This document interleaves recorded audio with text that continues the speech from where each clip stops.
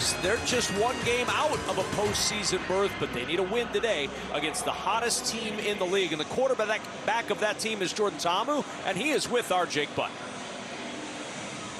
Jordan, your defenders are on a 5-game winning streak. Chance to clinch a playoff spot today. What needs to happen to secure that victory? We just need to play DC football, DC brand of football, execute every play.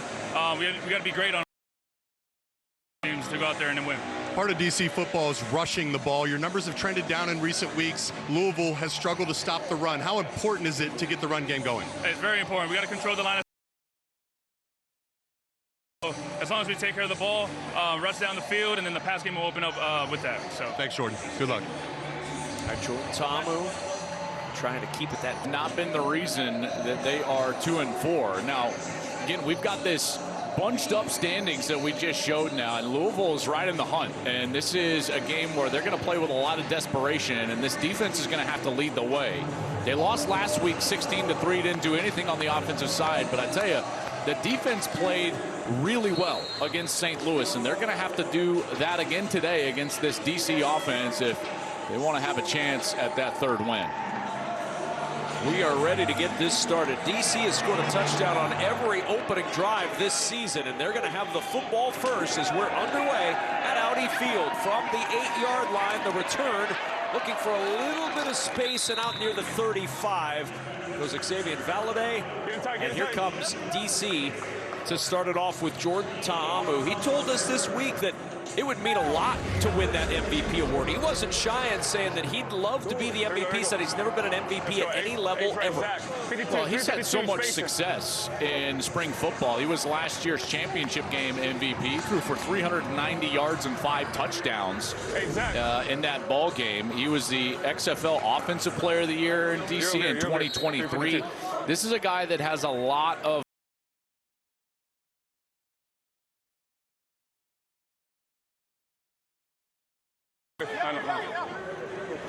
ready to go. On first down, Ta'amu to throw. To the sideline, he goes to Deion Jackson, who's out of bounds near the 39-yard line. And Joel, let's talk players to watch with DC on offense. Well, one of them is Deion Jackson. Got that catch right there. He's been slow the last 3 weeks running the football out of the backfield, but I expect him to have a big day today. And then Cornell Powell, he leads the team on the outside. He had 7 touchdowns a year ago, only 1 this year, but certainly a guy to look to. Ready to go. 2nd and 7 from the pistol. It's Jackson. Way to midfield and a DC first down. Well, he leads the UFL with 5 touchdowns, but again, I just alluded to this. He's been quiet over the last 3 weeks. He's had 26 carries for only 60 yards, and I know this is a point of emphasis. You heard Jordan Ta'amu talk about it right there. They want to get this run game going. Now, Louisville defensively, 7th in the league out of 8, stopping the run, so that's certainly where they want to lead. After the 13-yard carry, back to the ground again, and a good tackle made on the edge. It was Mekhi Garner who got Jackson around the ankles after a minimal gain. I keep talking about this continuity. DC's the only team in the league that retained their quarterback, head coach, and both coordinators. And they won the title last year, retained those 4 positions. And then they're the best team in the league this year. That is no surprise to me. That continuity has paid off with execution on the field during the course of this season. Ready to go. Through the air and leaping up to grab it down near the 30-yard line with a first down is Ty Scott. He does such a good job in these RPOs. For this safety, and as the safety comes down into the box, he just goes ahead right away and throws that ball in that position to replace him. He's very good at that. From the 29-yard line, back to the ground with Deion Jackson, who takes it to the 25 and a flag down at the end of the play.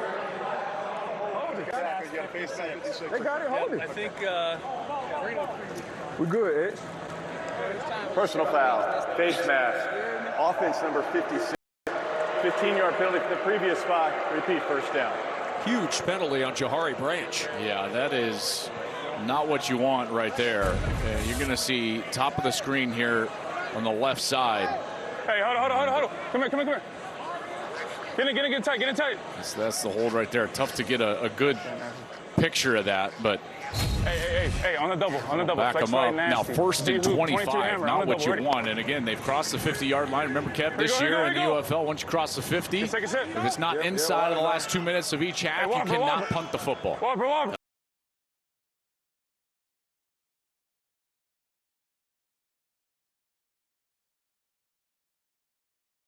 Where they lost yardage with that penalty, and Deion Jackson. DC since 2023, his 4th season overall, the assistant coach of the year last year. Red 300. Red 300. Red 300. Texas right, red 300. Nike, I can't express enough how Yes. comfortable it makes a quarterback when you've got the same system and the same play caller for that many years in a row, and that familiarity has allowed Jordan Ta'amu to play at a really high level. Ready to go. 2nd down and 19. Ta'amu with lots of time, looking deep down the sideline. The pass incomplete. He was trying to connect with Mason Fairchild, who got up pleading for a flag. There is none. And the coverage out there from Keaton Ellis. Well, just kind of inadvertent contact here. They get caught up, but they've got mingled up. That is a really good no. It's unfortunate for DC that he wasn't able to stay up and go get that ball.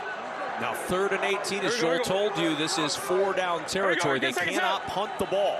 They're going to have to do something, either field goal or go for it on 4th. They're in field goal range for Matt McCrane. Now they're not. Ta'amu in trouble, and that sack will drive him back to the 47-yard line. Good coverage downfield, and how about Josiah Bronson? And a huge sack here for Louisville is that they're going to get the pressure right here off this right side of the offensive line. And now you're way backed up for Matt McCrane. I think that took them out of their range. Now, Matt McCrane has 2 4-point field goals. That would be 60-plus yards, but this one backed them up. This would be about a 65-yard field goal if they attempted it. So at 4th and 28, your mentality has to change if you're Jordan Ta'amu. You don't want to take a sack, so you don't want to throw the football away. You got to throw this ball down the field regardless. And I think they had too many men in the huddle there. So that Prior becomes to an 4th and illegal 33. substitution, timeout was called by DC. It's their first charge timeout of the half. So they get the timeout before that penalty is called. Let's say And it'll stay 4th and 28. Yeah. This is where, you know, you kind of throw out everything you know as a quarterback.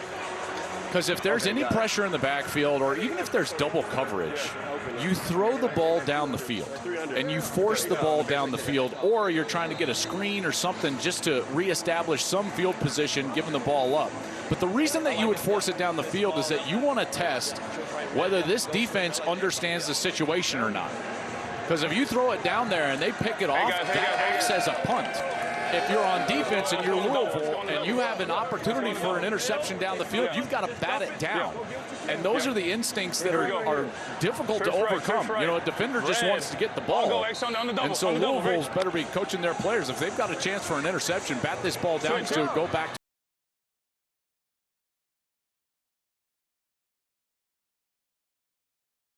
to defend. So from the 47, it's 4th and 28. Here you go. Wendy. Ready, to go. Go. 4th down and 28, in trouble again. Throws it, juggling catch is made, and a little extra yardage gained for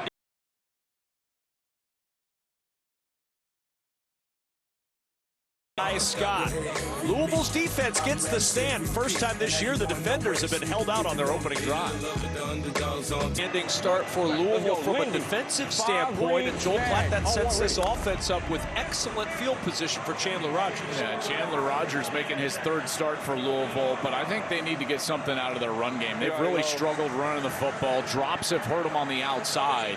For Chandler Rogers, though, this is a defense that creates a lot of havoc. They get after the quarterback, they take away the football. You got to play clean today.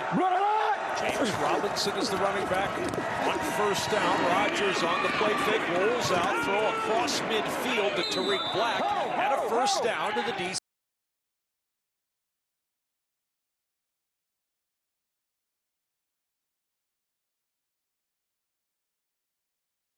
And then you just slip a receiver in there. That Tariq Black, he's been hot of late. 4 for 72, led the team last week. He had 5 for 59 a couple of weeks ago against Dallas. He's certainly been one of the favorite targets for their new quarterback, Chandler Rogers. First down at the 45. Robinson to carry, and a nice hole up the middle. Robinson into the secondary and down near the 26-yard line, a burst of 19. This is exactly what I said they needed to do, is have something in the run game. They got nothing last week against St. Louis. This is a great cutback right here, finding the vision. And James Robinson, he was signed mid-year, and he's providing a spark here right now for this Louisville run game. Last week, 13 carries, Kev, only 12 yards against that St. Louis defense. For the running back, James Robinson, he exploits it over there on the left side. Great cutback at the third level as well to pick up more yardage. And how about this run game? They did nothing last week, Kevin. Here they're running right at this DC defense. Worst rushing attack in the UFL with 40 rushing yards on this opening drive. And on first down, it's a defender tidal wave, burying Rodgers and Robinson for a big loss. Well, that's a great call by Blake Williams, the defensive coordinator, and that's a play you probably need to check out of if you're Chandler Rogers. Watch the penetration. Rodgers under pressure again, ball's out, and it's recovered by Louisville. Oh, what a break for the Kings. Donovan West was there to pounce on that loose ball. Yeah, that was a good bounce for Louisville, there's no doubt. But this is where we see that havoc. Look at this upfield pressure by this DC defense. And they get to the football.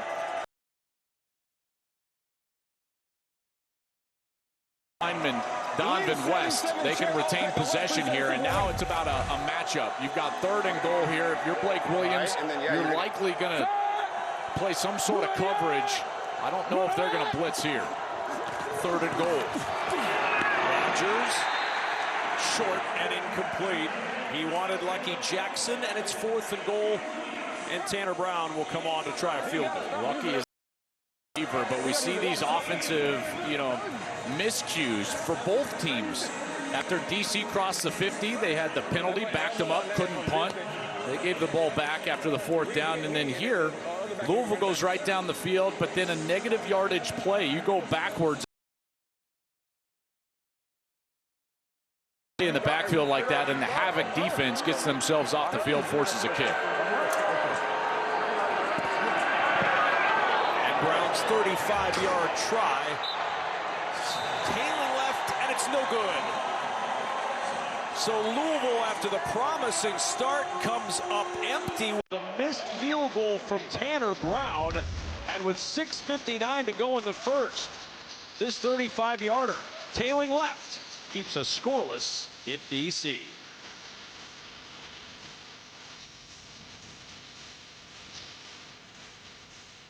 Oh, off this missed field goal. This was awfully close. Man, this is as close as it gets. Remember, the rule is it has to be inside the outside edge. And from that angle, it looks like it might be inside that outside edge. But I just can't tell when it crosses over the top. When is it actually over the upright? That's why this is so hard. It's actually not reviewable in the NFL or in college because of the angles and kind of the deceptive in terms of when it actually crosses over. So the ruling on the field is no good. It stays that. And from the 25-yard line, Jordan Ta'amu and DC back to work with their second possession of the afternoon, and the favorite target today, Ty Scott, already with his 3rd catch. Well, they're going to be without their 3rd and 4th leading receivers, Braylon Sanders and Briley Moore. Moore is their tight end. And so it's going to be a big day for Cornell Powell, number 14. He leads the team in catches with 19, and Ty Scott, he's second with the defenders with 14 catches on the year. Those guys are going to have to pick up the slack. Second and 1. It's Ta'amu on the keep, and he'll slide at the 40 for a first down as we check in with Jake Button. Yeah, guys, I was able to talk with backup quarterback for the Defenders, Jason Bean. He said this was a great week to spend time with Jordan Ta'amu. Remember, he was the starting quarterback for the Louisville Kings earlier in the season. So he was able to meet with the quarterbacks in the offense as a whole, letting them know different tendencies, strengths, and weaknesses. And hopefully the defenders are able to take advantage of that information. It's nice to have a little inside help as you prepare for a game. Swing out of the backfield to Smith. And Abram Smith way to the 46-yard line. This is just kind of a soft spot for Abram Smith out there healthy finally and playing the game that he loves. He's had 3 ACL injuries during the course of his career. Had one in preseason when he was in the NFL in camp in 2024. Here we go. It hurt his NFL chances, but love seeing him get the chance to catch the ball, run the football here in the UFL. Back to Smith. He knew he was being talked to.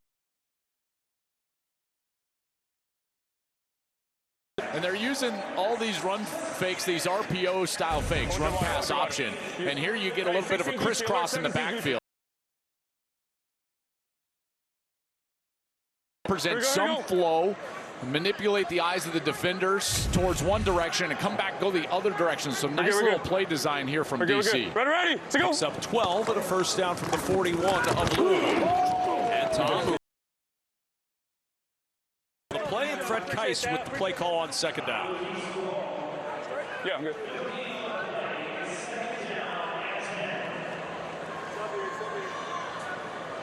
Texas left, 22 lock, stick. Texas left, 22 Texas lock, left. stick. 22 lock, stick. 22 lock. Nike. Here we go. Your second set. Ready, to go. Second and 10. Zip over the middle, wide open. And down at the 25. There's Cornell Powell with his first catch.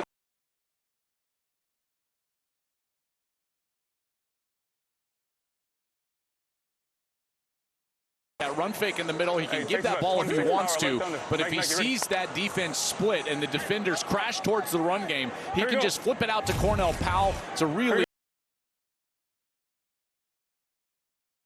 point. All of these guys who return, the experience in this system is such a big asset for DC. And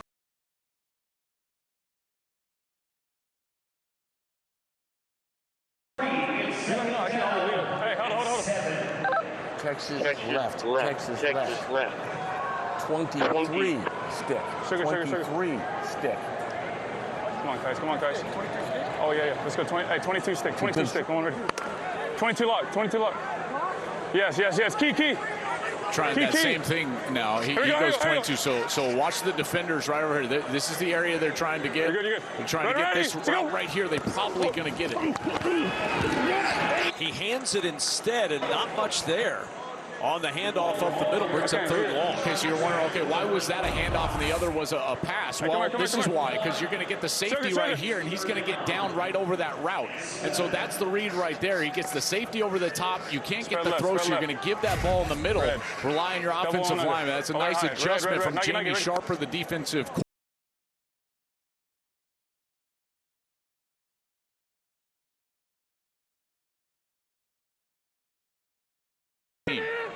Chris Redmond, teammates with the Ravens for 2 years in the league.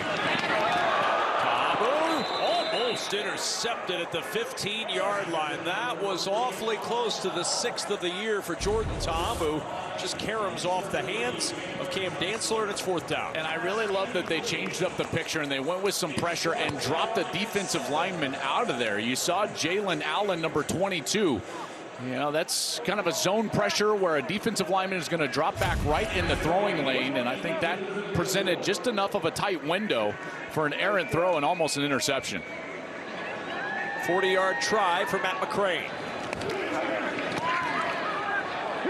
And McCrane misses this one wide to the left. And to shift these goalposts over about 4 feet to the left for these two kickers. Each have missed it left, and that holds us scoreless in D.C. late first quarter on Fox.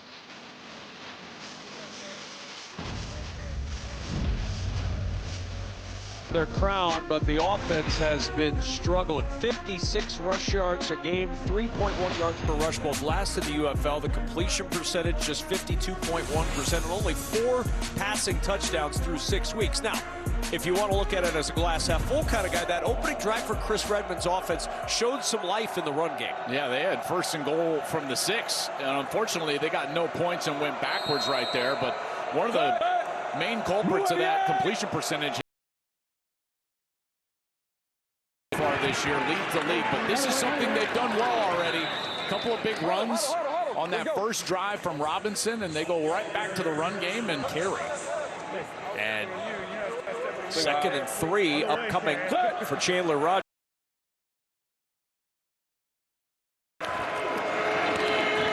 short it again, and he's down right near the line to gain at the 40-yard line. Steve Logan, the offensive coordinator, longtime head coach at East Carolina. 40 years of experience. They did not get the first down up to the line of scrimmage quickly. There's no tush push in the UFL, so Rogers just trying to push his own tush across, and it's very close to a first down. I don't think he got it based on, oh, now they're saying he did. The way the officials came in there, I thought it was going to be just a touch short. Remember, if any part of the ball is spotted on that 40-yard line, then it's a first down. They're going to give it to him by just inches here. Let's go, let's go. Let's go, Roger Wing, zap. You brought up a good point. There is no assist in the UFL. You can't push any runner from behind, and so the tush push banned, and you can see he just kind of barreled his way just to that 40-yard line. Fresh set of downs. Winstead motioning at the bottom of the screen. And on first down, it's Sheridan again. Had that crease to the left side. And that'll bring up 2nd down and 8 as we reach the end of quarter number 1 in D.C. It's been a stalemate between the 2 and 4 Kings and the 5 and 1 defenders. D.C. trying to clinch a playoff spot with a home win today, scoreless through 1.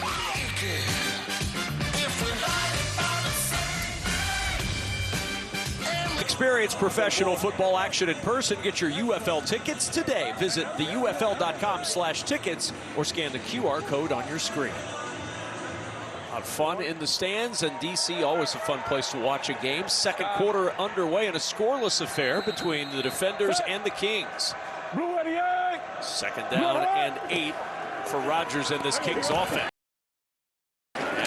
The open receiver, it's Lucky Jackson close to the first down as Blake Williams, our defensive coordinator, gets ready for the call. Hey, let's go. Hey.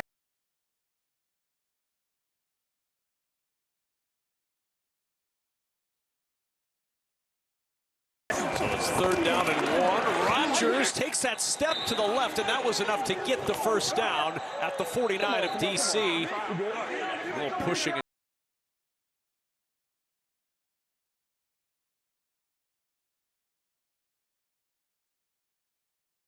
Defense, as a quarterback, you've got a quarterback sneak to the bubble of the defensive line. The bubble means wherever there is a seam or a gap. So he saw that on the left side. Rather than just trying to barrel forward towards those 3 guys all inside of the guard, he takes it just outside and he's able to get the yard. Here we go, salute. Down to 10.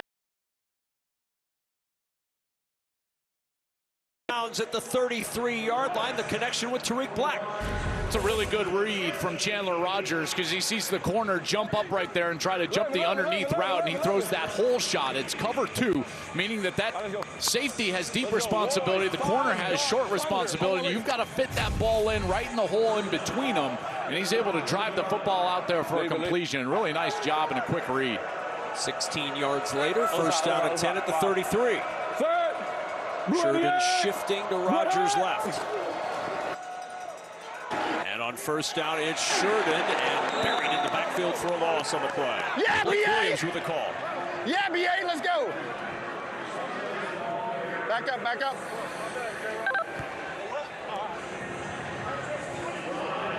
Auto 53 week. Auto 53 week. Auto 53 week. Let's go, Roy. Pittsburgh Reed, X-Bang, already. 4 Pittsburgh Reed.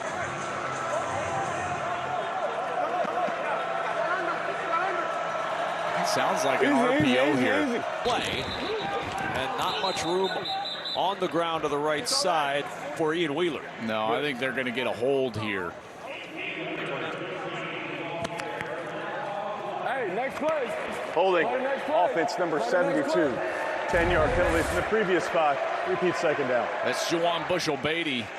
He was signed earlier this week. Obvious hold right there. Let's go. On Derek Parrish, who's coming up the field, number 8. And that'll back him up. And Jake, that's another offensive penalty on these quality drives. And we've seen them just kill themselves with these types of penalties and negative plays. Easy. They're twice as costly, Joel. Knowing the fact that the punt is taken away, those penalties, once you cross the 50, become twice as costly. 2nd and 22. Rodgers sets it up for Sheridan. Room down the sideline and out of bounds near the 30-yard line. Really good second and long play that gives Louisville a chance with a 3rd and medium, and now pushing and shoving again. I'll tell you, that's a really good job by that offensive line. In particular, Mike McAllister, the center. They got out there in front. That's a Donovan West, 63, 76, Mike McAllister. Getting up to the 2nd level, blocking the linebacker. That's Curtis Jacobs, number 23. And that allows for a successful screen and certainly a more manageable 3rd and 7. Now the 10th play of the drive. From the 30, they need the 23 for the first down. Here we go, salute. Rodgers going deep down the sideline, incomplete. No room down there for Isaiah Winstead to make any moves against Bryce Thompson. Probably should have been thrown to the back shoulder right there because the defender stays on top. And Isaiah Winstead is unable to win over the top, so this ball's got to be driven on the back of the helmet. If he does that, he probably gets a completion there and a first down. But he tries to throw it with touch over the top of the defender. It's incomplete, and now, here we go, another field goal. We're 0 for 2, Kev. Percentages are in our favor? Yes, the odds will ever be in our favor after an 0 for 2 start. Yeah, good snap, good hold, and good kick. Good kick. And Louisville in a game that could almost call a must-win. They've got to stay on pace to chase down that last playoff spot. They've got a 3-0 lead, trying to deny DC a playoff berth of their own. Can I kick it? In the wild. In DC, the spring brings out a peculiar creature, the beer snake. Reaching adulthood in fewer than 3 hours and consuming nearly 2,800 beers. The snake can grow longer than a reticulated python and more dangerous than a Vegas bachelor party.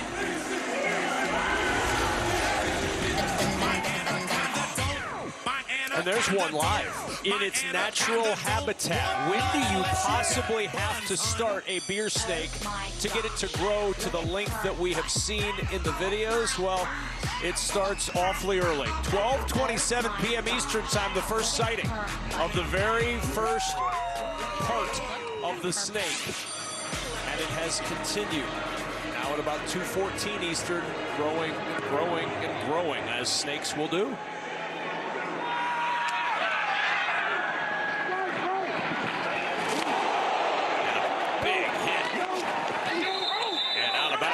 Near the 23-yard line goes Eric Ezukama. So the beer snake continuing to grow, but it's got a ways to go to challenge some of the world's longest snakes. You see, it's working on it. It's got some space. The longest venomous snake, the king cobra, at 19 feet. Reticulated pythons are known as long ones, 32 feet. And then Joel Klatt, you said your oldest son would know how to say this prehistoric snake. I believe it would be Titanoboa. Titanoboa. Yeah, that's right. Titanoboa is the way you pronounce that one. But this snake could reach those lengths, depending on how this goes. By the way, DC trailing in a game for the first time since week 4. They've been dominant. They have not been in this position often. I know it's just 3-0, but certainly not what they're accustomed to. Away from behind here with Jordan Ta'amu. And collapsing pocket, and he just jumps that pass out into space, and it's second down. Well, this is something that we talked about, to begin the game, that this Louisville defense was going to have to be really good today, and part of that is getting pressure on the quarterback, and they've been able to do that several times so far today. That one was Xavier Carlton who got in there, number 99. Of course, they've got Cam Gill, number 46. And Jamie Sharper knows that he's got one of the better defenders in all of the league. Push by this Louisville defense, and it's third and long. Yeah, they're doing a great job because they're sitting in man coverage. And what man coverage does is it takes the offense out of what they want to do. This DC offense loves to live in RPOs, run-pass options. We've already seen that today. And Ta'amu has been able, when they play zone defense, to really attack that zone with those RPOs over the middle of the field. They've gone to man-to-man. Good adjustment from Jamie Sharper. It's taken away that element, and then this defensive front seven has held up against the run. On 3rd and 10, and whistles, flags, and a stoppage in play. Okay. False start. Offense number 68. 5-yard penalty. Remains third down. And now 3rd and 15 for DC. 10. Now the question for Jamie Sharper is, do you want to heat him up and try to bring some pressure, or just allow guys like Cam Gill to get after it, rushing four and play coverage field behind it? Let's go. 30 field cover 4. Okay, field cover 4 means a field is the defensive strength. So you're going to set the defensive strength to the wide side of the field. Cover 4 is the back end behind it. So they're in quarters. Those safeties will be back. Not a blitz here. You're just going to rush these 3 or 4. Probably add one linebacker to the rush. There he is. And here comes that pressure. Ta'amu gets away. Throwing deep downfield. Got a man out there. It's caught at the 40-yard line. Javon Antonio on the run all the way for a DC touchdown. There is a flag down on 3rd and 15 as he connects with Antonio for 81 yards and a score.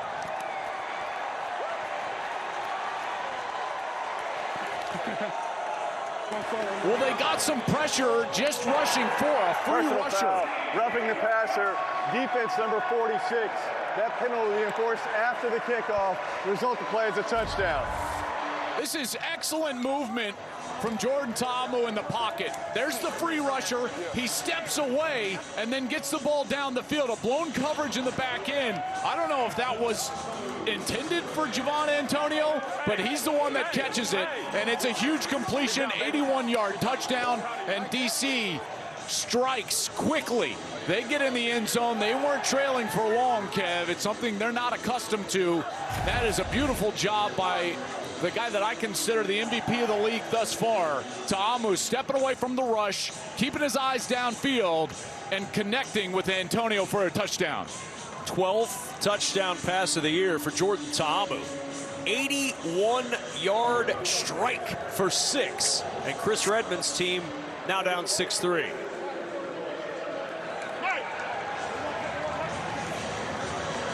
Now they had that penalty. The roughing the passer was going to be assessed after the kickoff. Jordan Ta'amu jumped up, put his helmet on like he was going to go out and run a conversion as we check in with Jake Butt.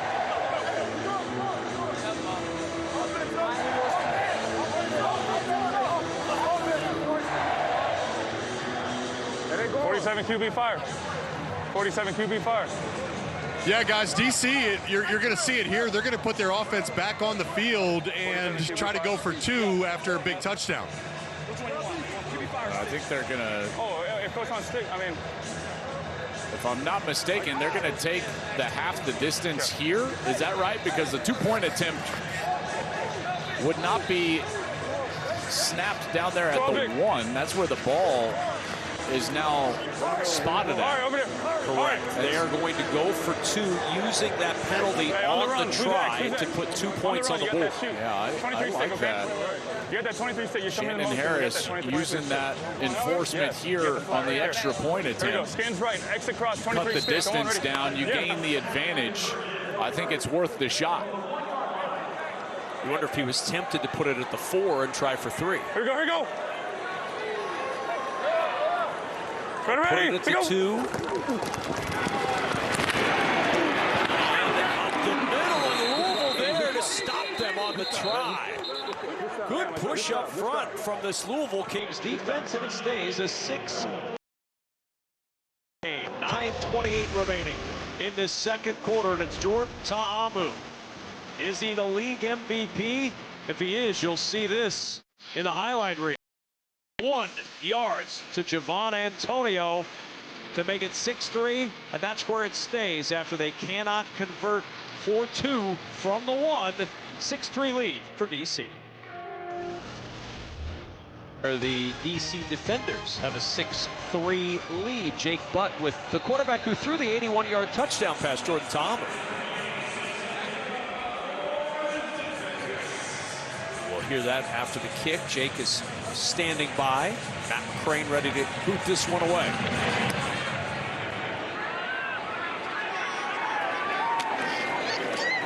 From the 10-yard line. Looking for a little space. And down at the 34.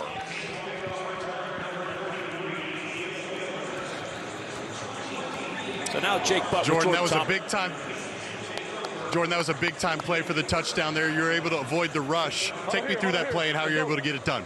Yeah, I mean, we just had a simple, post call, and we saw they were going to play cover 4 or some type of too high, and I just made a miss, and I saw Vaughn running wide open down the field. I said, let's give him a chance, and threw it out there as far as I could, and he came down with a catch, and a nice catch and run after that. Yeah, we love big plays. They're always great, but how can you build off of that to sustain more drives? Yeah, just build the momentum right there. Just carry that on. We're doing a good job of driving down the field, so we just got to keep executing and put it in the hole. We just got to finish. If we do that, we'll be okay. Thanks, Jordan. Let's go. Roy Wing, can zip, 12 double, already. 2nd and 5 after that Wheeler run for 5 on first down for Louisville. One, set, blue out the eye,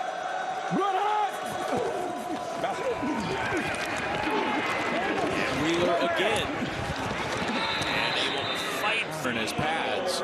He got about 3 extra yards against that defense and presents now a 3rd one. This Louisville team, they desperately need to find the end zone. They've gone their last 13 drives dating back to last week without getting in the end zone. They need to go execute here. 3rd and 1 from the shotgun this time, trying to give it off to Wheeler, and he's buried in the backfield for a loss. Terrific push up front, and absolutely nowhere for him to go with Brian Abraham right there. Yeah, that exchange in the backfield just was not clean. I think this is a read for Chandler Rogers, and it looks like he wants to pull that ball out and try to get it on his own on the outside. He sees the defensive end crashing, and he wanted to take it, but Wheeler had a secure grasp over that football, so some indecision in the backfield leads to a punt. And Mac Brown doing the punting for Louisville. And that ball bouncing at the 1 and into the end zone, just trickled across the goal line for the touchback. Timeout in DC. Here comes Jordan Ta'amu, and this DC offense up 6-3. Perez is the spring king. Jordan Ta'amu has become the spring legend. 10,052 pass yards and 76 touchdowns through 6 spring seasons. He led the USFL in pass yards and touchdowns in 2022. The XFL Offensive Player of the Year, UFL champion and the championship game MVP, the pass touchdown leader a year ago, and overall league MVP may be in his sights this year. He's certainly the odds-on favorite right now and off to a good start today. Yeah, thanks to that 81-yard bomb, already up to 146 yards. And this DC team is a first-half team offensively. They normally come out and start hot. They average over 20 points per game in the first half. And we saw him start to get started there on that last series. It's Deion Jackson for a couple over the left side as we check back in with Jake Butt. Yeah, guys, as dominant as DC's been and as dominant as Ta'amu's been, I was talking to him pre-game. He said this has the chance to be a trap game, and he has the full respect of this Louisville defense, understanding that they've been dominant in their own sense. So ago, he talked about the importance of getting the run game going and then taking care of the football against this Louisville defense. 3.8 yards per carry so far on the ground. Ta'amu trying to add to it here. He takes a big hit. Laurent Stokes the first to get to the quarterback after a 1-yard gain. You know, you look up at this Louisville defense. They lead the UFL in tackles for loss per game at 6. And Jamie Sharper has this group playing very efficient football. Again, only gave up 16 last week. The problem with the Kings has not been on the defensive side. Jamie Sharper has gotten this group to play in a fashion that keeps them in most games. The problem is just this offense has not been able to sustain drives, put the ball in the end zone. Now 14 straight drives for their offense without a touchdown. And a timeout is used. That play clock winding down. DC has called their second charge Harris timeout of the half. Please reset the game clock to 6 number minutes. 1, or second timeout rather, to make sure that they don't lose yardage on this 3rd and 7. Guys, I can't emphasize enough. I talked about it right at the beginning, but the continuity. You know, you got both coordinators back for DC, the head coach and the quarterback, and you can just see all the experience and the familiarity, and it comes out in their execution. Now, they're not perfect. Are you good now? They need to be better protecting the passer. And there's some areas they can improve, there's no doubt. But when you see the overall continuity of this group, there's a reason why they're right now 5-1 and the leaders in the UFL. And I think it's their familiarity which leads to execution that's allowed them to play so well. And isn't it interesting, Joel, because remember, Shannon Harris was the interim coach last year. There was anything but continuity at the start of that championship season, and he earned his way into the regular chair in D.C. That's a great point. Reggie Barlow was the head coach, and right before the year, he took the head coaching job at Tennessee State, took Greg Williams with him, and Blake stepped in as defensive coordinator. Ta'amu on the roll, looking downfield, and throws to the sideline. It is caught, and it's a first down. What a play by Ta'amu to buy as much time as possible to find Mason Fairchild. I just love this because, listen, he can tuck it and run, but there's not a lot there, and he just continues to work his way to the sideline, keep himself behind the line of scrimmage, eyes up. You can say the quick pump right there, and right before he gets contacted, he gets that ball away for a completion and a first down. That is a really good play by Jordan Ta'amu. Only need 1 foot into the UFL, but it looked like Fairchild got them both in on the sidelines, and now on first down, Deion Jackson to the 35 or to the 45-yard line. One of the things that they've done a better job of this year is stay committed to the run game. Last year, they led the league with 34 passing attempts per game, only ran it 25 times per game. This year, that's flipped. 23 passing attempts per game, 30 rushes. Now, part of that is that they've been up in those games and had big leads, but also the idea that they're playing more efficient football. Eric Azukama fights his way for the first down for DC. Fresh set of downs for Fred Kais, the offensive coordinator, to work with. Here we go. Flex right nasty. Flex right nasty. Z hoop. 22 hammer. 22 hammer. Flex right nasty. Z hoop. 22 hammer. 22 hammer. 22 hammer. You know, they rarely call these run plays or pass plays without an attached run or pass on them. Normally, it's Jordan Ta'amu post-snap making the read. Ta'amu, it's Azukama who came in motion behind the line. Nice move to pick up 11 and a first down as we check in with Fred Kais once more for the call. Spread right. Spread right. Spread right. Red. Straight. Red. Straight. Hey, red. Straight. OTB. Here we go. Hey, easy. Hey, Roger. Hey. Right. Boy, I'd run it here. 2 deep safeties, only 4 guys on the line of scrimmage. Oh, and there's Deion Jackson, and one of those 4 on the line of scrimmage, Josiah Bronson, with an excellent play. Yeah, he really did. Bronson got away from the guard and became an unblocked player right there in the interior and made the play. Texas left. Yellow, Exxon. Yellow, Exxon. I'm on ready.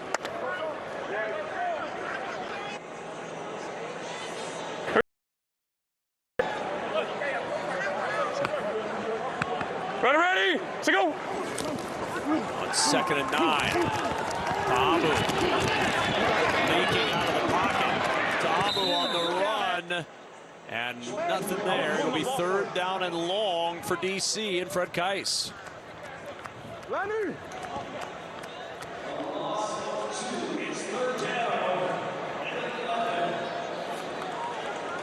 Trips left, close. Yellow, Z under. Yellow, Z under. Trips left close. Yellow, Z under. Owen ready. Hey, red, red. Chip it. Red, red, red. Chip, chip, chip, chip. So he wants the back to chip in protection right there. And then you're going to get some sort of crossing routes here going like this. Pressure gets picked up for the moment. Ta'amu throws over the middle, and he's got his man Cornell Powell with a 1st down, all the way down to the 21-yard line, a pickup of 16. So the read goes like this. It's number 1 down low, and then you've got a basic over the top coming from the exact same spot, and he just waits till he gets into that middle window, and then he finds Powell. Again, Powell came into today's ball game leading the team in catches with 19. And they find him right over the middle. Good read, good patience from Ta'amu to get to that 2nd read and create a completion. Hey, Pippen. Oh, no, you're good, you're good. Abram Smith, the running back to the right of Ta'amu. Ready, let's go. And on 1st down, Smith up the middle, and he runs right into the waiting arms of Jaheim Thomas. That should take us to the 2-minute warning here in DC. But Thomas is a good player. One of the league leaders in tackles, and there shows why. Good job just filling right in the middle of that offensive line, creating the stop. 2-minute warning. DC trying to add to the lead late at home on Fox. Coming up, the Progressive Halftime Show. First half stats and analysis. We go around the UFL, and the snake continues to grow. Snake updates coming up on the Progressive Halftime Show. All right, maybe not snake updates, but the rest of it's true. I don't know about you, but I hate snakes. Ugh, those are my kind of snakes. Yeah, you know, I'd rather see a beer snake than like a rattlesnake. Yes, I think it's safe. Both can be damaging to you, but only one requires an anti-venom. Ready, let's go. 2nd and 9. Ta'amu sets up the screen, and he threw it a little tall for the 5'11" Deion Jackson. I thought he was going to jump higher. I thought he was going to jump higher. He said he thought he could jump higher. Oh, the mics are incredible. The access we get in this league is incredible. DC's moved the ball on every drive. Jordan Ta'amu said that to Jake Budd. Just a few mistakes have kept them from having more points. They had that face mask penalty on the 1st drive. They missed a field goal. So here trying to overcome a 3rd and 9. Ready? Shade thrown Deion Jackson's way for lack of vert. Ta'amu pumps down the sideline. Jump ball opportunity, and it's caught by Ty Scott. It's a touchdown. Contested catch turns into 6, and DC extends the lead.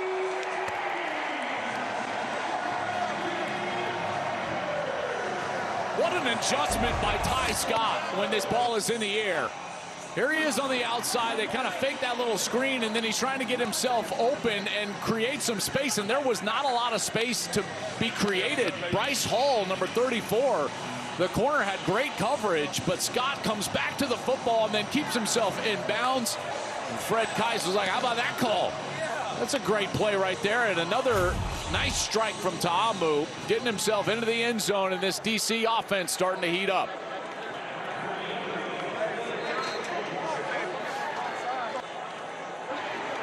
McCrane, the try for point for DC. They went for 2 on their first opportunity. They did it, and this extra point is right down the middle to make it 13-3. DC still a minute 50 to play in the first half for Shannon Harris's team. Getting it going. Not a surprise. Ta'amu finding Ty Scott finishes it off, and DC in control.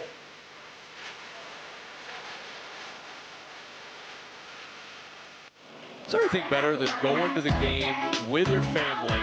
And oh, by the way, you catch a football in the stands? Come on now. What a day. You're gonna have a great day. They hit the ball behind Dan. He's sitting on it like, oh, nothing to see here. So now you look at that. He's got 2 hats on. He's sitting on a ball. Are they just going around collecting stuff and then hiding it? No, I only have one hat. I don't have a ball. What do you mean? Don't worry about nothing to see here. Yeah, everybody move on. There's cameras everywhere in this league. Mics, cameras, action everywhere.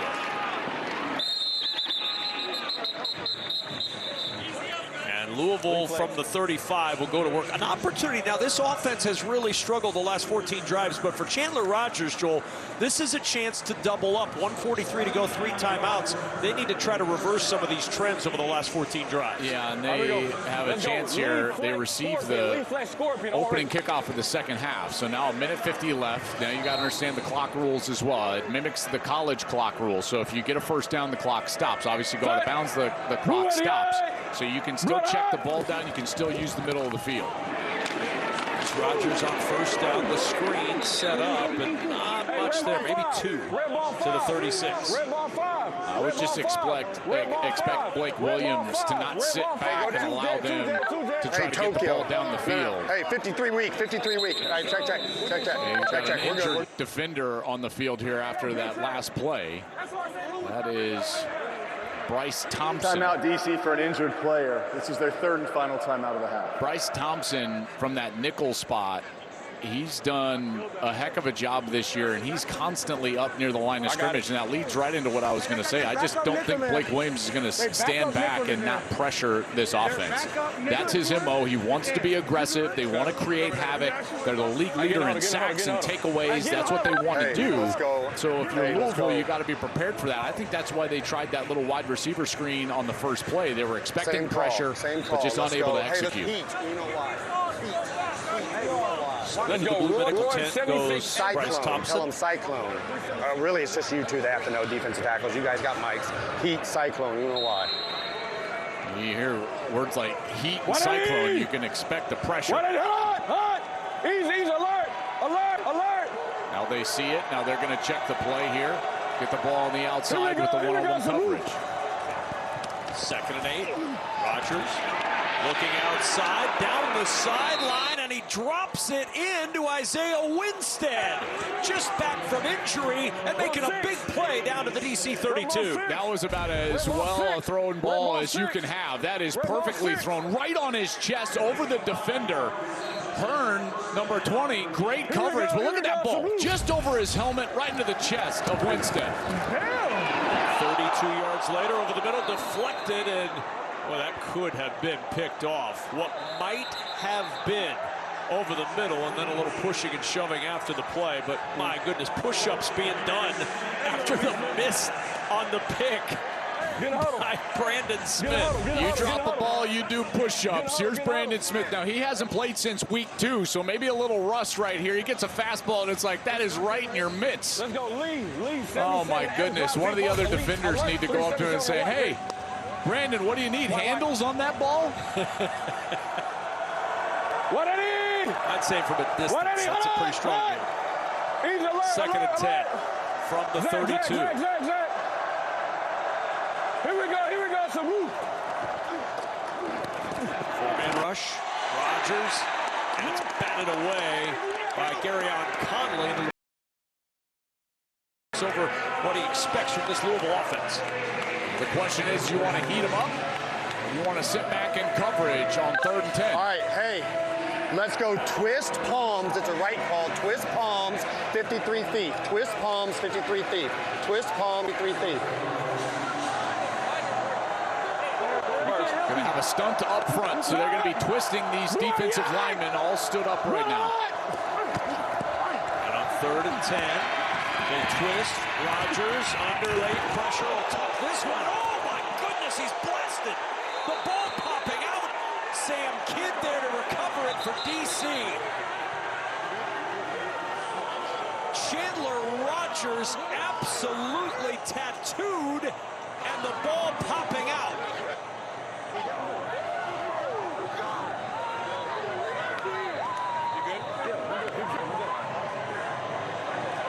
The officials initially indicated it was DC ball. And you hear the crowd reacting to the hit again on Rogers being shown on the big screens at Audi Field. Well, now you see the chippiness between these teams. I mean, this was a giant hit. Roberson retracing, and watch as he comes up. Bam! Rodgers never sees him. Ball comes out.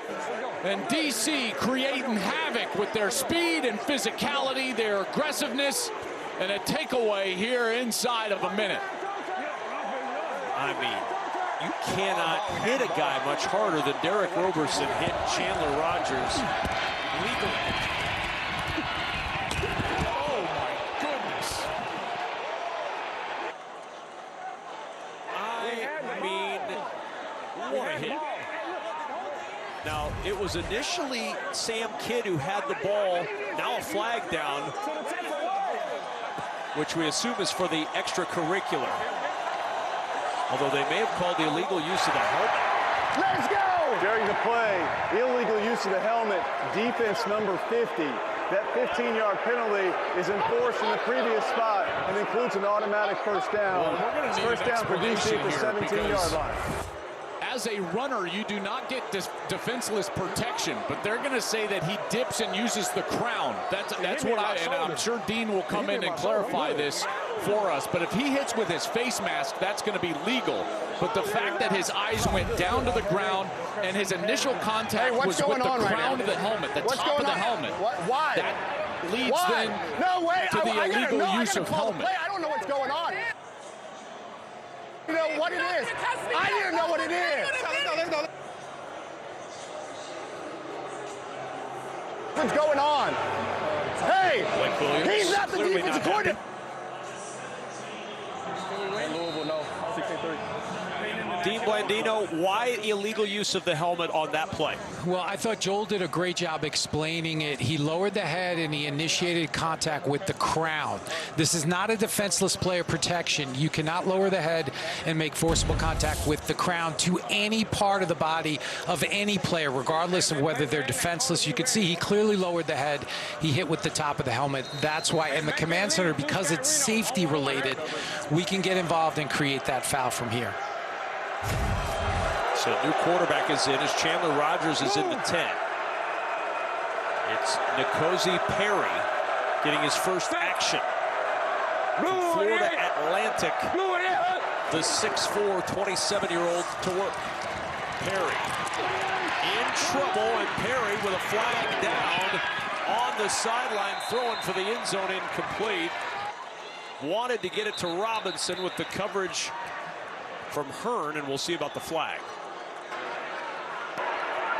Offside.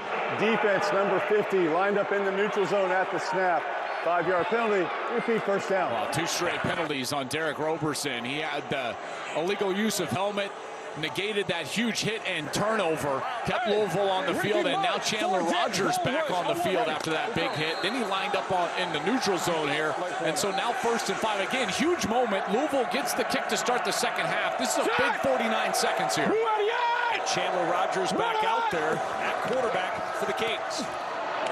Rodgers throws it short. First down inside the 5 to the 4. Isaiah Winstead moves the chains. 43 seconds to go in this half. And the clock stops when they move the chains. I don't want any more case. It's so good to see Chandler Rodgers on the field right now. I don't want any more. That big hit. And he comes out, makes a nice read, good throw, and creates a 1st and goal. We saw them 1st and goal in their very first series of the game. They went right down the field. They were unable to knock it into the end zone. They went backwards thanks to negative yardage plays. They tried to go side to side. One of the things that you've got to expect from Blake Williams here now inside of the 5-yard line is pressure, in particular in the interior of that defensive line, trying to create those havoc plays. All right, hey.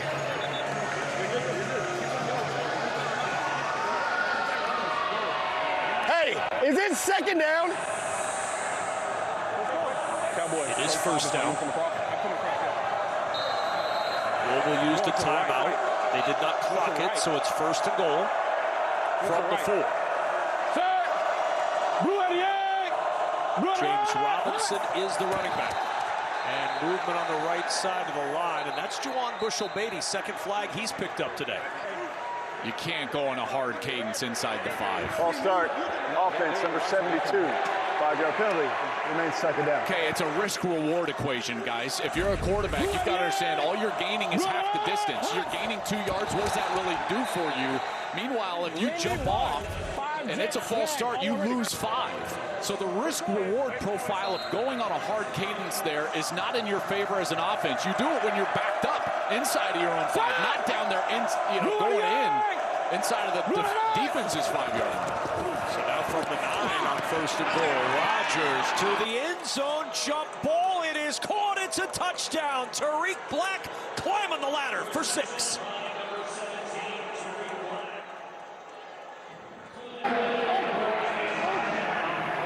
That is another brilliant throw by Rodgers. We've seen a couple on this drive. And this is just a corner route to Tariq Black. It's thrown maybe just a touch underneath, but Black adjusts, and they're able to put the ball in the end zone. First time in their last now 15 offensive series. First TD since week 5 for this Louisville team, and that was a big one. Remember, they get the second half kick, so an opportunity to double up. They have had little success offensively, and they find some there after the huge penalty from Derek Robertson. Negated the turnover, looked like the drive was stopped. They stay on the field and take advantage. Mac Brown for the extra point. And the extra point makes it a 3-point game in D.C. How are things in Mr. Rogers' neighborhood? They looked rough early, but a bounce back from Chandler Rogers for 6. And the touchdown brings Louisville within 3 on the road. Saturday night is baseball night on Fox, where Jordan Walker looks to keep his breakout season rolling. He leads the Cardinals against Manny Machado of the Padres or Mets Diamondbacks tonight, 7 Eastern. Only on Fox. Cards are playing some really good baseball. That whole NL Central is fantastic. Yeah, that's a good race. Yeah, that's a really good race. There's no doubt. And this is a good game here. Louisville back in it, taking advantage after that penalty. Now we'll see how aggressive DC wants to be with no timeouts. They do have Matt McCrane, though, remember. And Matt McCrane is the only kicker in the UFL to hit a 60-yard field goal worth 4 points in this league. I think, Kev, he's got range from 64. I don't know if they would try that, but I think that's probably his range. How aggressive will they get with a 3-point lead and no timeouts, 32 seconds to work with? I think a lot of it depended on that return right there. And then the first snap of the series, you try to get maybe aggressive, or you try to sneak a screen out there, see if something will pop, a draw play. And then if it pops, then you can go quickly. But with the clock stopping after the first down, I'm telling you, I did college all fall. 32 seconds is a lot of time if you've got a quarterback that understands the situation. You can't complete the ball short of the sticks or inside of the numbers, so the short completion is taken away. But if you can get it outside of the numbers, out of bounds, past the sticks to stop the clock, you can get yourself in field goal range. There's no doubt.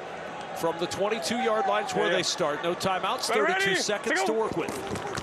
And on first down, outside the sticks and to the sideline and out of bounds goes Ezukama, stopping the clock at the 31, a 9-yard gain. Yeah, you just do that a couple of times. Maybe you can get a completion, down the seam. A lot of times you see a 2-safety look here. And the middle of the field is where you can attack, in particular from your slot. A guy like Cornell Powell now bottom of your screen in the slot. Can he attack the middle of the field? Second down. The pump and the flush. To Auburn. Throw it on the run. Open downfield. He's got it at the 25 of Cornell Powell. Out of bounds near the 15. They were trying to get him right down the seam like I was talking about. There's the seam route, and then he just continues over. That's a great route from Cornell Powell, just continuing with his quarterback, trying to find some area of the field that is exposed. He finds it, and Ta'amu is able to get the big completion. 55 yards. He was not out of bounds, so they'll have to clock it. with 14 seconds to go. It's second down from the 14, and you were thinking about a long McCrane field goal. Now you're thinking about giving McCrane a chance to kick an extra point if you can score a touchdown. Exactly right. But here with 14 seconds, you know, unless you get a first down, you know, you're not going to get a chance to clock the ball again. So Ta'amu's got to be very smart with this football. You've got to be thinking touchdown, check down, or throw it away, but you can't check the ball down. So it's touchdown or throw it away here. And now we've got a false start. I know, but hey, they're going to be aggressive. False start. Offense, number 14. 5-yard penalty. Second down. Cornell Powell moving a little early. No. You've got 2 shots at the end zone here. The ball has to get there. And if you're Ta'amu, you cannot take a sack. That'll end the half. So if you get any pressure whatsoever, you launch this out of the back of the end zone. The whole tone of this game can change in these final 14 seconds. Oh, wait, hey, he's going this way. Ready? Powell the motion man for Ta'amu. Pressure coming. Ta'amu in trouble. All the way back at the 30, and he's sacked. Can't do that. Clock continuing to run. You cannot do that. That's going to end the half. They're not going to get this ball killed, and they will get no points after getting themselves in field goal range.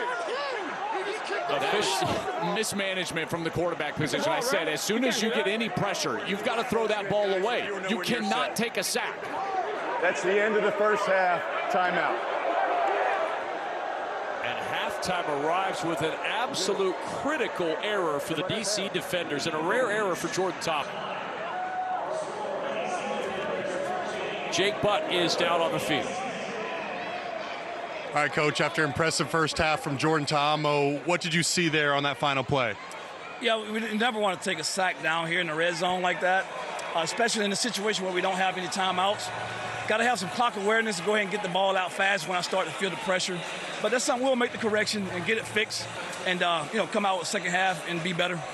On the defensive side of the ball was a dramatic ending there when Louisville scored, but it'll be your defense out to start the second half. What do they need to do to get back on track? Yeah, just, continue to do the things we did in the first half. Down here when we had all the commotion, don't lose our composure and, continue to keep these guys out the end zone. We can do that. Don't get lax, don't get content. And, come out the second half and do the same thing we've been doing all year. I think we can feel pretty good about, keeping these guys from getting into the touchdown or whatnot. Thank you, Coach. All right, it's time for today's Big Move, and it's brought to you by Pods. How about this for big moves? Javon Antonio, he has 1 catch on the day. He's averaging 81 yards per catch. Why not make your 1 catch count? And he did. All the way in for the touchdown. 81-yard bomb from Jordan Ta'amu to Javon Antonio. And Antonio does the rest. In for 6. And Jordan Ta'amu and the defenders enjoying the halftime lead as a result, 13-10. That's the end of the first half in our nation's capital. We'll be right back with the Progressive Halftime Show. You're watching the UFL on Fox. DC 13, Louisville 10, start of the third quarter. Before we get it started, Jake Butt is with Louisville head coach Chris Redmond. Well, Coach, after a wild ending there to the first half, your team is right in this. What was the message to your team at halftime?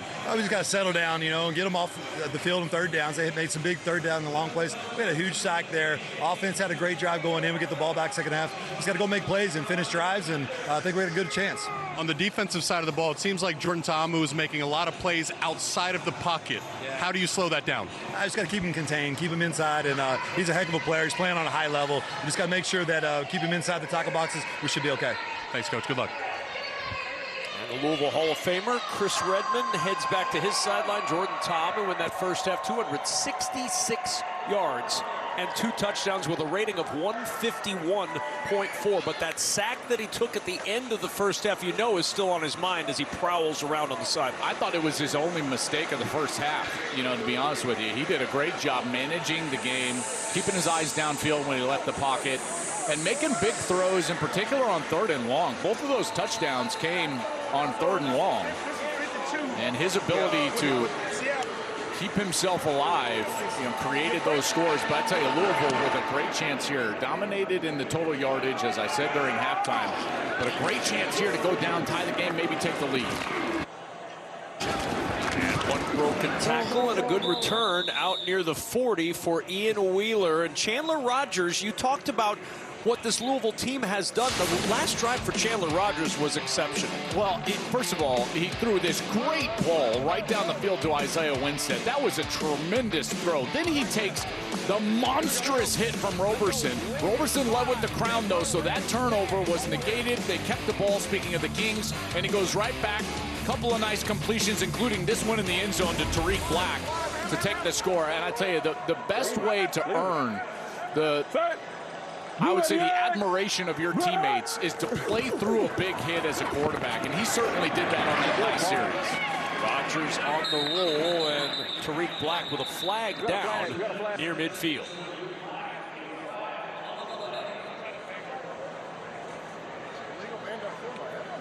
How? Ineligible player downfield, offense number 75. 5-yard penalty, repeat first down. Jalen Thomas cost him a gain and 5 yards. I got you. Chandler Rogers, 8 of 12 for 104 in the touchdown. James Robinson has actually run the ball decently today. 3 rushes for 34 yards, and Tariq Black has done a nice job on the outside. Black has really been the favorite target of Chandler Rogers in the 3 starts that Rogers has had.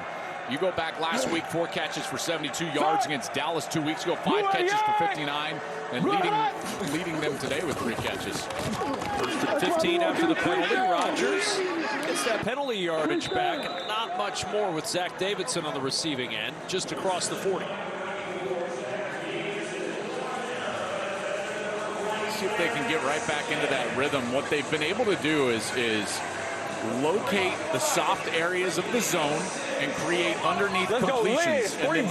Watch up, Pablo. Oh, already. As soon as DC adjusts and wants to bring pressure and play man, they've been able to take advantage of those one-on-ones and hit them over the top. So we'll see if they can continue to do that. 2nd and 9. Rogers jumps it over the middle, open man, and a first down into DC territory. Isaiah Winstead, they're happy to have him back all the way down to the 42. Yeah, they really are. And here he's going to be on a deep end here from the slot. And again, Rogers does a great job of just staying calm in the pocket. He sets his feet, allows him to come open in that little window over the middle of the field, and delivers the ball for a completion. So he's seeing the field well right now, and he's in as good of a rhythm as I've seen him in so far in all of his starts. Easy, 7. After the 17-yard pickup, a first down from the 42. And Rogers, the hand to Robinson. Robinson gets the edge going up top, and Robinson with a little extra yardage on the hurdle. You know, it's good to see him back out there showing spurts of what we saw in his rookie year with the Jacksonville Jaguars, over 1,000 yards rushing. And how about the hurdle at the end? Beautiful look there in slow-mo. James Robinson up and over the top, 5'9", 220, showing some agility with all that heft. And they've run the football better than I thought that they would be able to. Remember last week, they couldn't do anything. 13 carries, 12 yards against St. Louis, but they've certainly been better today. Robinson, 4 carries for 40 yards. Rogers with another first down across the 30 to Lucky Jackson at the 28. And they continue to take them apart when they play zone, and they just go right back to the short side of the field, and they exploit these zones as the linebackers get width. It's just an easy little sit route, and you just complete the ball right on the frame. The ball is out of his hands quickly. It's a really good job by this offense, and more specifically Chandler Rogers, of knowing what the defense is in and then just exploiting it right away. And I tell you, they're driving again. They've done this before. Come up short on that first series. We'll see if they can capitalize. On first down, it's the handoff for Robinson. Not much there this time. Get him 2 to the 26. Well, and since that hit, Chandler Rogers has been perfect. Who gets better since that big hit? Chandler Rogers does. And that's exactly how you earn the trust, admiration, and respect of your teammates. You take a hit like that, everyone thinks quarterbacks are soft. You play through a hit, there's Roberson on the sideline. He comes back, and he's been lights out ever since. I've never said quarterbacks were soft. No, it's just a generalized narrative, right? And he's trying to fight that. Second and 9. Rodgers, quick toss to Tariq Black. Ankle tackle from DeAndre Baker. Now, at times I've said quarterbacks turned into broadcasters or something, but not all of them. In particular, when the temperature dips below 52 degrees. Yes. Not that that's a specific temperature. I would say this, though. DC has been really good in 3rd and obvious. Both touchdowns have come on 3rd and long, 3rd and 15, 3rd and 9. Meanwhile, Louisville has not. Their only 3rd down conversions today have been 3rd and short, so we'll see if they can convert here. 3rd and 6 from the 23. Rodgers, pocket collapsing, and he's going to go down. Back at the 32-yard line, Rodgers looked up, and all he saw was red. Derek Parrish among those that got to the quarterback. Good call from Blake Williams here. He heats him up, brings a little pressure. And again, this DC defense, they specialize in havoc, sacks, and takeaways. And that aggressive nature here pays off on 3rd and obvious. They get to the quarterback and back him way up. And now Tanner Brown will be on. He has missed one today, but he did make what, from 43, Kev, if I'm not mistaken? And he's trying now from 49, made from 48. And the kick is accurate. Nice it is deep, and it is good. And this game is tied at 13 apiece. 10:04 to go in the 3rd. And the deep field goal puts the Kings right back next to the DC defenders, all even at 13.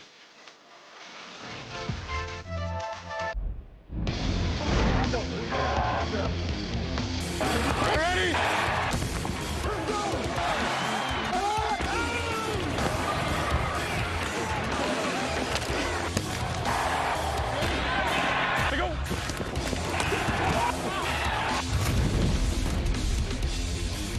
That was today's Game Flow, brought to you by Progressive. Louisville 13, DC 13. Good ball game in Week 7 of the UFL on Fox with Joel Klatt, Jake Buck, Dean Blandino. I'm Kevin Kugler. Good to have you with us. DC trying to clinch a playoff spot with a win today, and Louisville not making it easy on the top team of the UFL.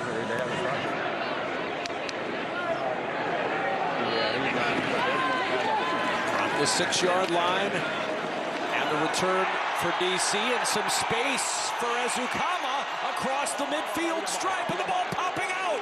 That ball jarred out at the 45-yard line, and it's Louisville ball.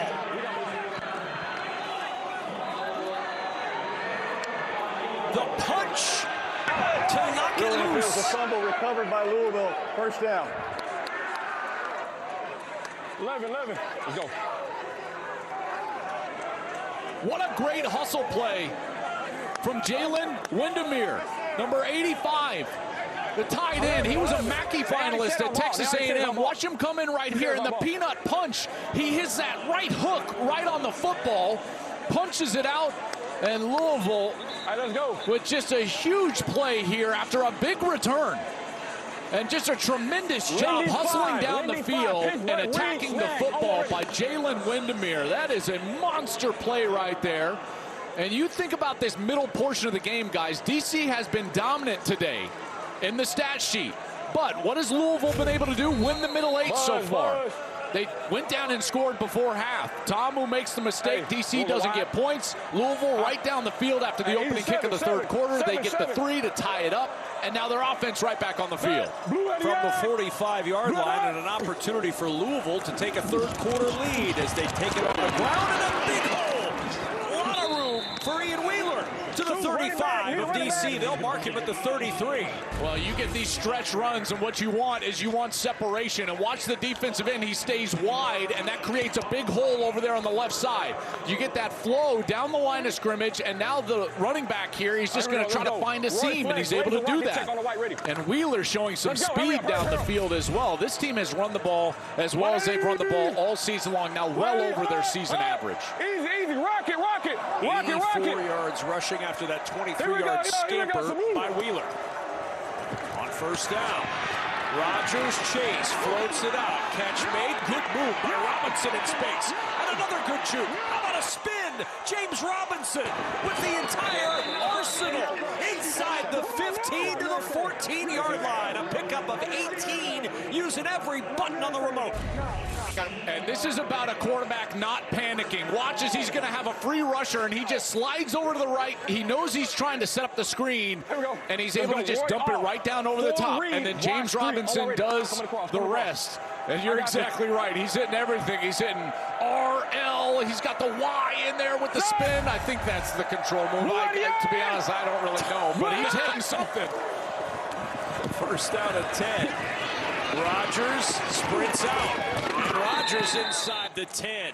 Boy, momentum is wearing the gray of Louisville right now. This Kings offense is clicking. Yeah, they really are. And again, it all turned around after that big hit from Derek Roberson. I mean, everything's going DC's way at that point. Roberson hits Chandler Rodgers late in that first half. Ball comes out. It's correctly by Dean in the command center called for illegal use of the helmet. Negates the turnover. Louisville goes down and scores, and it's been all Kings ever since. Second and 2. Rodgers keeps, throws, open, end zone, touchdown. Tariq Black gives Louisville the lead mid-third quarter.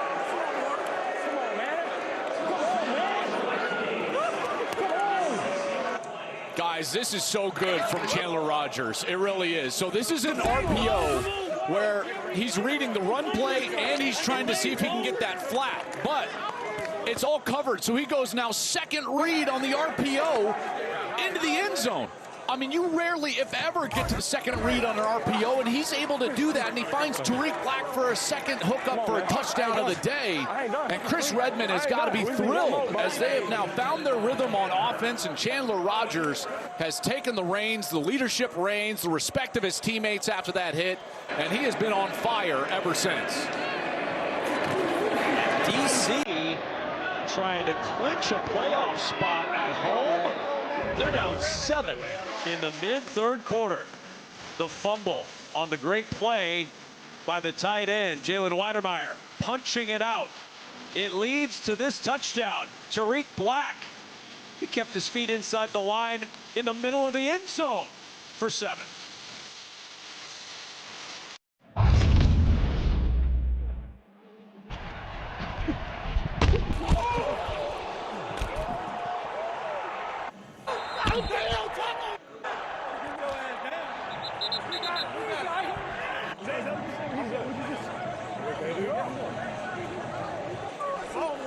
Come on, man. Come on, man. Come on.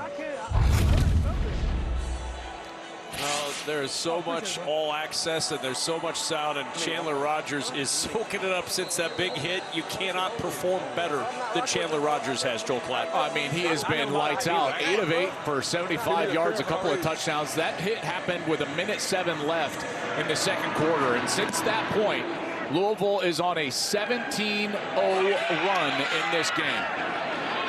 From the 3-yard line. Had a good return before. This time, Ty Scott's return to the 32-yard line as we check in with Jake. Chandler, you took a big hit there at the end of the first half. Since then, 8 for 8 with 2 touchdowns. First off, how are you feeling, and what has changed since that hit? Yeah, I feel good. I ain't gonna lie, the hit turned me up. It's like my Joe Burrow moment for real. But when everybody was oohing, it really pissed me off. I ain't gonna lie, so I'm playing mad right now. Yeah, it's good to play football with the chip on your shoulder. It's been a battle down in that red zone, but you have been able to score some touchdowns lately. What are you seeing down there in the low red zone? You know, they're going a lot of man coverage, locking combo, they lock the point, and just trade off on the outside. So we have a lot of good combinations for that in the packages that we have. Awesome, thank you. Yeah, we're good. He's been terrific since that big hit, playing angry. From the 33-yard line on first down, and to the ground goes DC. We saw this early with mixed results, but Deion Jackson gets a good gain on first here. You know, just to go back to that Chandler Rodgers, you know, it's interesting what motivation and anger can do to people, because I've seen it work in the opposite direction, and quarterbacks can lose focus, Kev, and you know they end up playing really poorly. but he has channeled it, and it has increased his focus. And that focus has led to execution offensively. There's an injured Louisville King on the field, and will step aside from DC in a 7-point game. Jake, we continue to talk about this big hit that Chandler Rogers took, but it's been his reaction that has given life to this team. I'm curious how the sidelines and his teammates have reacted to the way he's been reacting to that hit. It was a total turning point in this game, and I was on the DC sideline for that hit. The defenders were turned up. It looked like they were going to take control of this game, but then Roger comes back in, throws a touchdown. He's been nearly perfect since then, and all of a sudden it's the Louisville sideline that has a ton of energy and ton of belief, including the defense. The Louisville Kings defense is feeding off the energy of their quarterback. That defense faced with a 3rd and 4 against this DC offense.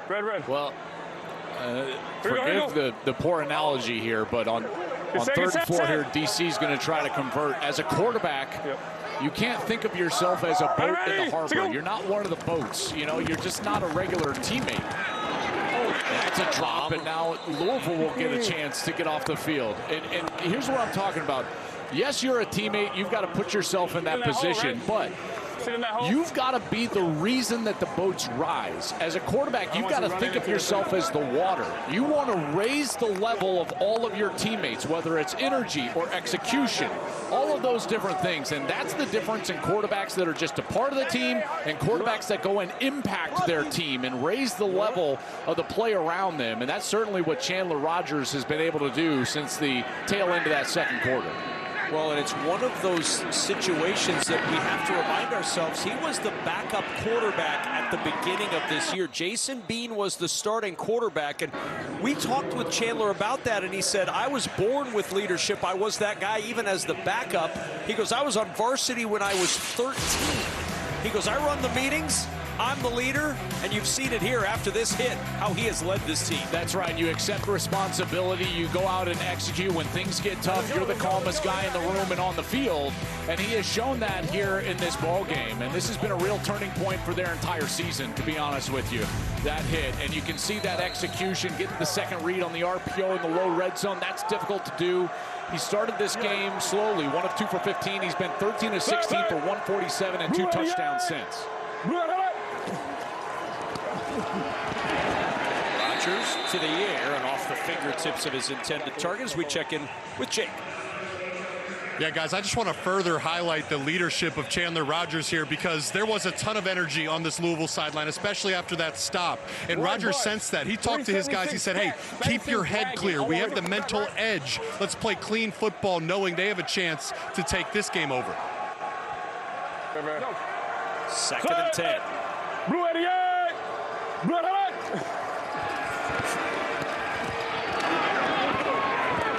complete for the 1st down. Over the middle, had time, found his tight end, Zach Davidson. And watch him go through his reads. And this is to Jake's point. He looks over to the left side, doesn't like the look, comes right back to his check down over the ball. The linebackers have split. See, eyes left. Calm feet, calm demeanor, find the completion, and he does so for a 1st down. Well, he told us he was running meetings as the backup quarterback. He was doing extra drills as the backup quarterback. He'd be in the hotel and he'd do walkthroughs as the backup quarterback. He grabbed that leadership mantle before he had the position to lead, and a timeout called with the play clock down to 1. Timeout, Louisville. It's the first charge timeout of the half. It's one thing that Chris Redmond told us that he loved the most about his young quarterback. Said he's got confidence, he's very smart, he's got good command of the huddle, and he does a lot of stuff on his own. Quarterback to quarterback, he loved that. Yeah. Okay, we're good. We're good. They went there. They went there, right? Run coach, can I give it to you? Let's go 10R. 10. Let's go lead flex, Yankee, 4 reads. Come on. Right there, he just controlled the situation. The formation was wrong. He calmly took a timeout. Didn't run a bad play. And 4 read snag. Hey, hold on. Let's go. Lead flex Yankee. 4 read snag. On 1 ready.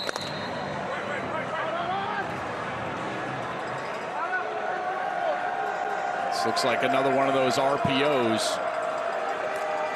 Set. Blue at the end. Blood hot. On first down and 10. And the handoff up the middle for 4.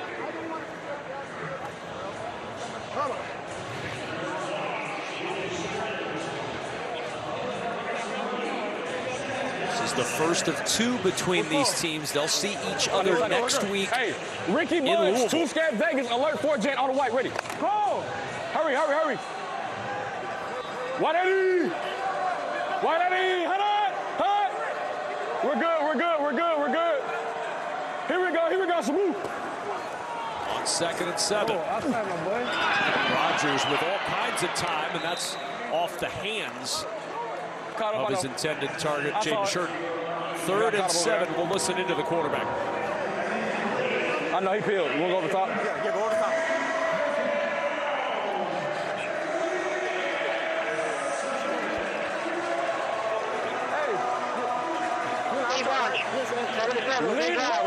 Zip to lead button 77.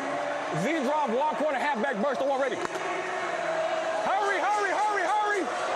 Hurry, hurry, hurry. Play clock at 5. Here we go, Sabu. And flags. They were trying to hurry, and somebody hurried a little too much. Start, offense. Everybody move with the center. 5-yard penalty. 3rd down.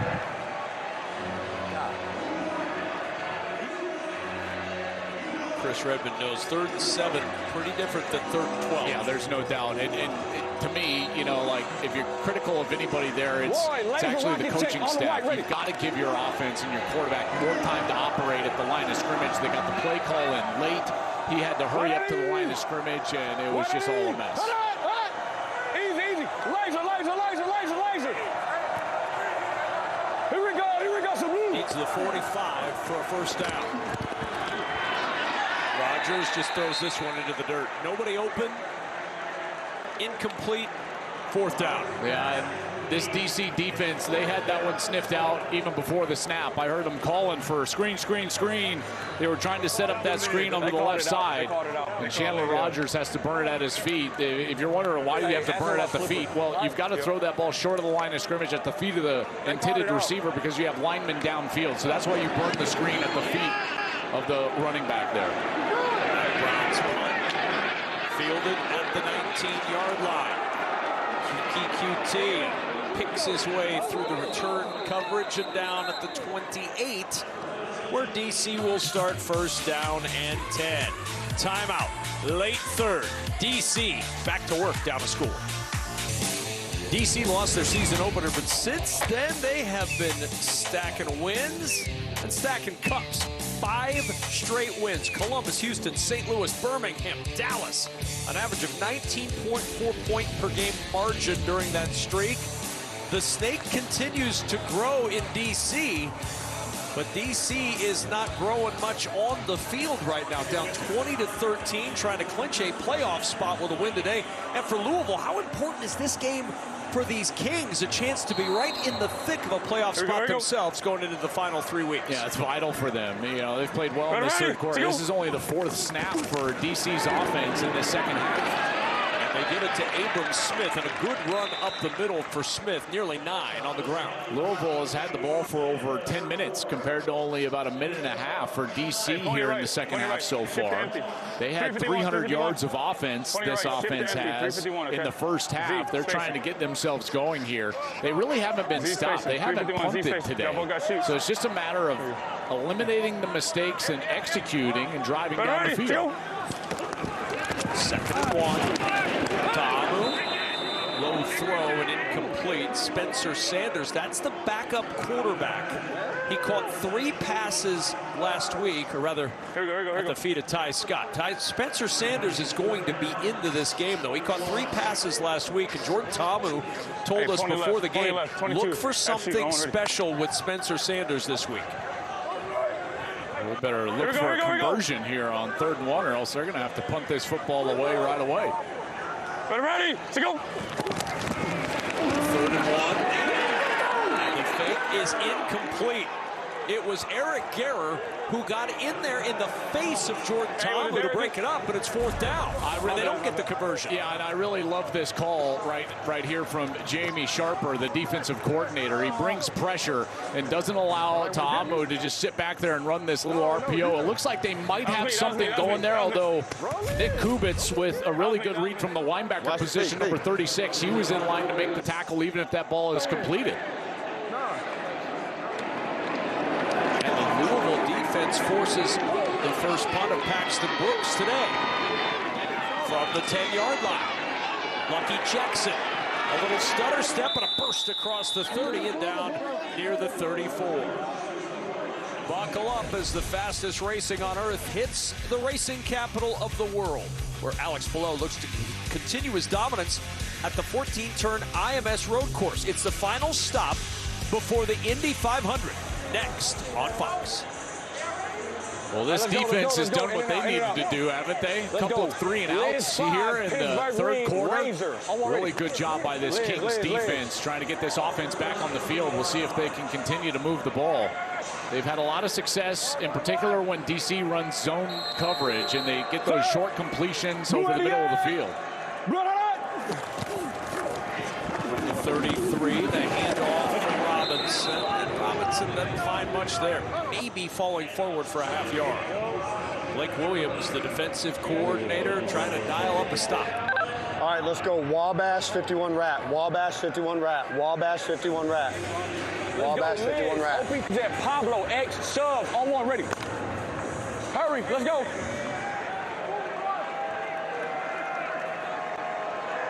Set. Blue 88. Blue 88. 2nd down. Rodgers over the middle. Catch is made. It's wider. Meyer. There's a flag down and the ball punched out. He punched one out earlier. And the punchee becomes the puncher now as he's got it punched out into the arms of Sam Kidd.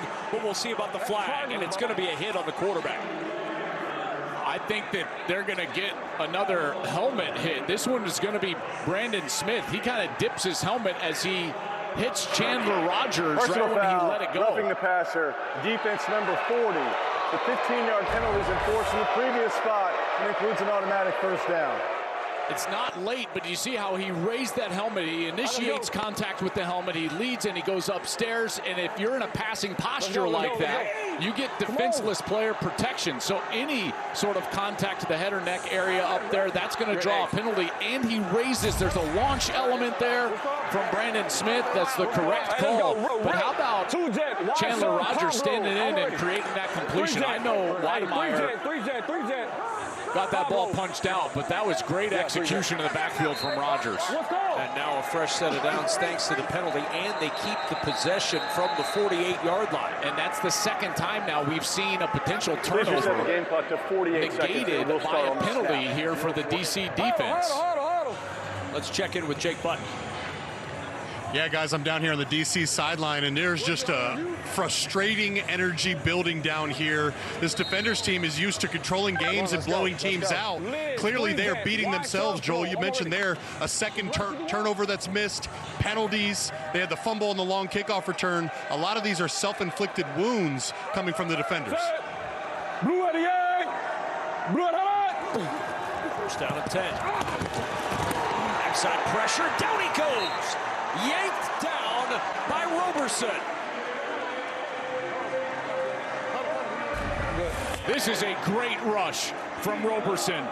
First of all, he's got that tight end to him, and he just beats the tackle Tunstall to the edge, and he gets to the quarterback. Eyes of the tackle have got to go outside. Now the 5th sack of the year for Roberson. That's 2nd in the league. Let's go. Rib flex Yankee 5 Rod Street. Maybe the final play here of this 3rd quarter on 2nd and 18. They've got to hurry. Play clock under 5. Set. Blue 88. And a timeout. I believe there's a flag down.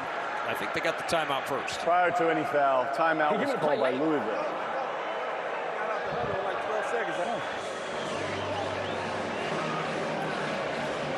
They've had to burn 2 timeouts already. Hey, relax. Let's play some football. Let's play. Relax. Y'all relax, right? Come on, let's get a big play right here, okay? Let's go. We're good. Step up in the pocket, right?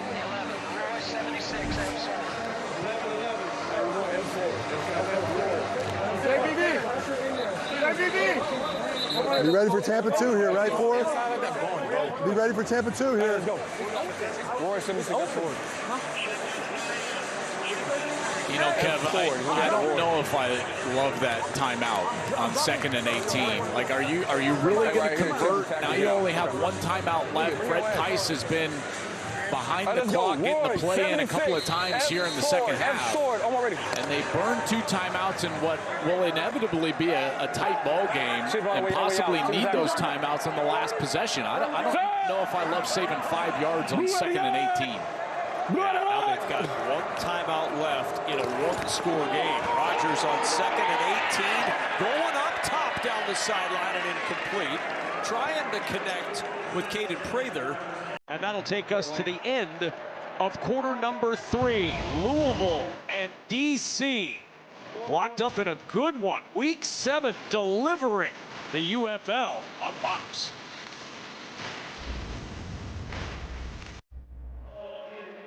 Wow! Hey, a hit dog or holler! Hey, go take your blood pressure medicine. Hey, let's go! Let's go! Let him hear it! Let him hear it!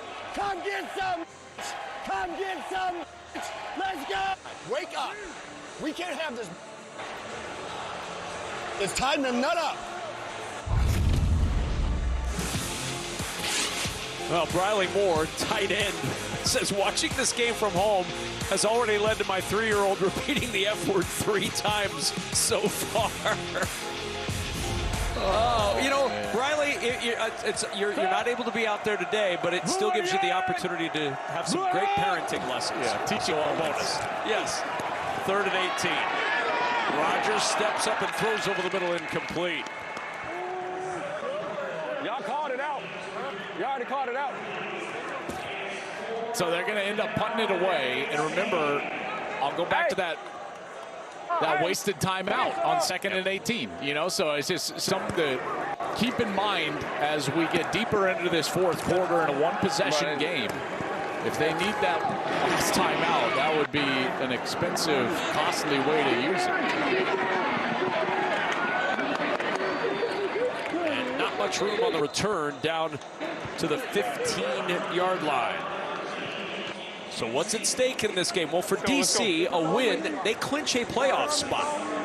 A loss, and they fall into a tie with St. Louis atop the UFL standings. For Louisville, a win, and they're only a half game behind Dallas from getting into that playoff position themselves. So a lot on the line for both of these teams in the final 14-29 of this ballgame. Yeah, a huge moment here in DC, obviously looking not only to clinch a playoff spot, but get 1 game closer to hosting that playoff game in the 1st round. And Jordan Ta'amu has had no success here in the second half. 0 of 3 for no yards throwing the football here through the 3rd quarter, now into the 4th quarter. They've had 2 3-and-outs. This is an offense that has had a ton of success this year, and they have gone nowhere today. Ready, to go. From the 14-yard line on 1st down, Ta'amu will throw. He'll go over the middle, and it's intercepted. Picked off on the play, and Keaton Ellis delivers a huge play for this Louisville defense. What a read from Keaton Ellis. He's the backside safety, and as Ta'amu is trying to get himself over to his secondary read, watch as he's just going to step right in front of this over route. There it is. He reads it the entire way. Ta'amu stares it down, and Ellis is able to step in front. He's normally a low safety, played his college ball at Penn State, really excels near the line of scrimmage. And here just makes a terrific read, breaks on the ball, and another turnover. And this DC team is all out of sorts. We've seen penalties negate turnovers. We saw him turn it over on a kickoff return, and now a pick thrown by Jordan Ta'amu. And a golden opportunity for Chandler Rodgers and this Louisville offense on 1st down and 10. Rogers thinking about a touchdown on the first down play. Jump ball, Lucky Jackson with a grab, and he's down at the 1. What a throw. That is just an absolute dime from Chandler Rogers. Good protection, allows him to step up, has his rhythm and frame underneath him, and throws a beauty down inside the 1. First down and goal, and they're going to look at this one again. Really, first and goal. Well, remember, it's not where he hits the ground, it's where he's actually touched in order to... I thought you scored. I really thought you scored. Mark him down. I thought you scored for real. I'm going to hear the commentary. I thought you scored. I had to whop him and then whop him one more. I saw it. That was too high. Boy, that is awfully close. Yeah, two things here. The catch itself, and then if it is a catch, is he breaking the plane of the goal line? It looks like when the ball comes down, it actually is going to hit off his right arm. I just can't get it across the goal line at that point because he is touched and down by contact at that point. Here's another look. Again, is it clearly breaking the plane of the goal line? I'm good with the catch. Okay. Jason, after further review, the ruling on the field stands. Catch short of the goal line. Got it. Okay. After further review, the ruling in the field stands. It's a catch short of the goal line. First down. Boy, how good does that feel for Lucky Jackson? He's their leading receiver, but he played for DC back in 2023 when they were in the XFL. He was an all-XFL receiver, and now back in DC making a huge play here in the 4th. On first and goal. Rogers, the give to Robinson, and James Robinson in for the touchdown.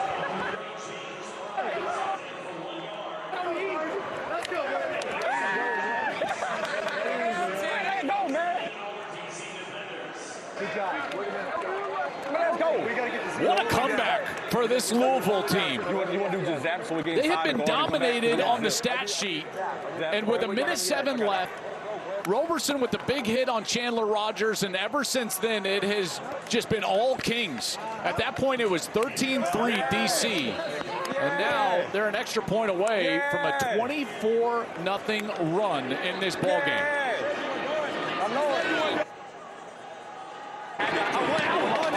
Big hit turns into a turnaround for Louisville, and they're up 27-13. This latest surge starts with the interception. The pick sets up Louisville, and then Chandler Rogers. Sometimes it's better to be lucky than good, and Lucky Jackson sets him up with a 1. James Robinson finishing it off for the Louisville Kings, and Jordan Ta'amu knows there's work to do for the DC Defenders, trying to clinch a playoff spot at home. 27-13, Louisville by 14 points. Looking for the upset in DC, trying to snap the Defenders' 5-game winning streak. And Jordan Ta'amu, who's thrown for 266 yards, but Joel Klatt has barely had the ball in the second half. Well, none of those yards coming in the second half. This is a DC team that came into this ballgame averaging 32 points per game, by far the highest scoring team in the UFL. And they have done nothing here in the second half. Oh, good kick. Good kick. Go get it. Go get it. The ball bouncing at the 10 and trickling forward into the arms of Ezukama. And DC having some problems in all areas, and part of it's because of the Louisville defense. That's right, and Jamie Sharper dialing different things up. Here, you're going to have some pressure off of the edge. You drop a safety to come in on that RPO. Here, pressure off the opposite edge, just changing up the look. Last play, they're just going to play coverage, but aggressive nature out of the secondary, you come up and get the pick. Sharper, this is his first time as a DC, but remember, he was with this DC Defenders team last year as the linebacker coach, and so he understands this offense. It's the same offense that he saw when he was a member of that staff on the opposite side. He was a 9-year pro, won a Super Bowl in 2000 with the Ravens, and their adjustments today have been outstanding. And DC, he knew that he was going to have to stop the RPO from Jordan Ta'amu, and mixing up those looks has really caused some havoc And this offense has had no rhythm here in the second half. Well, Chris Redmond told us before this game, he said, I think they can be a dominant defense. He said, if we can be sound and disciplined on defense, we'll be in great shape. Sounds like he had the recipe for this one. 2nd and 10. Tom under pressure. He's going to be sacked.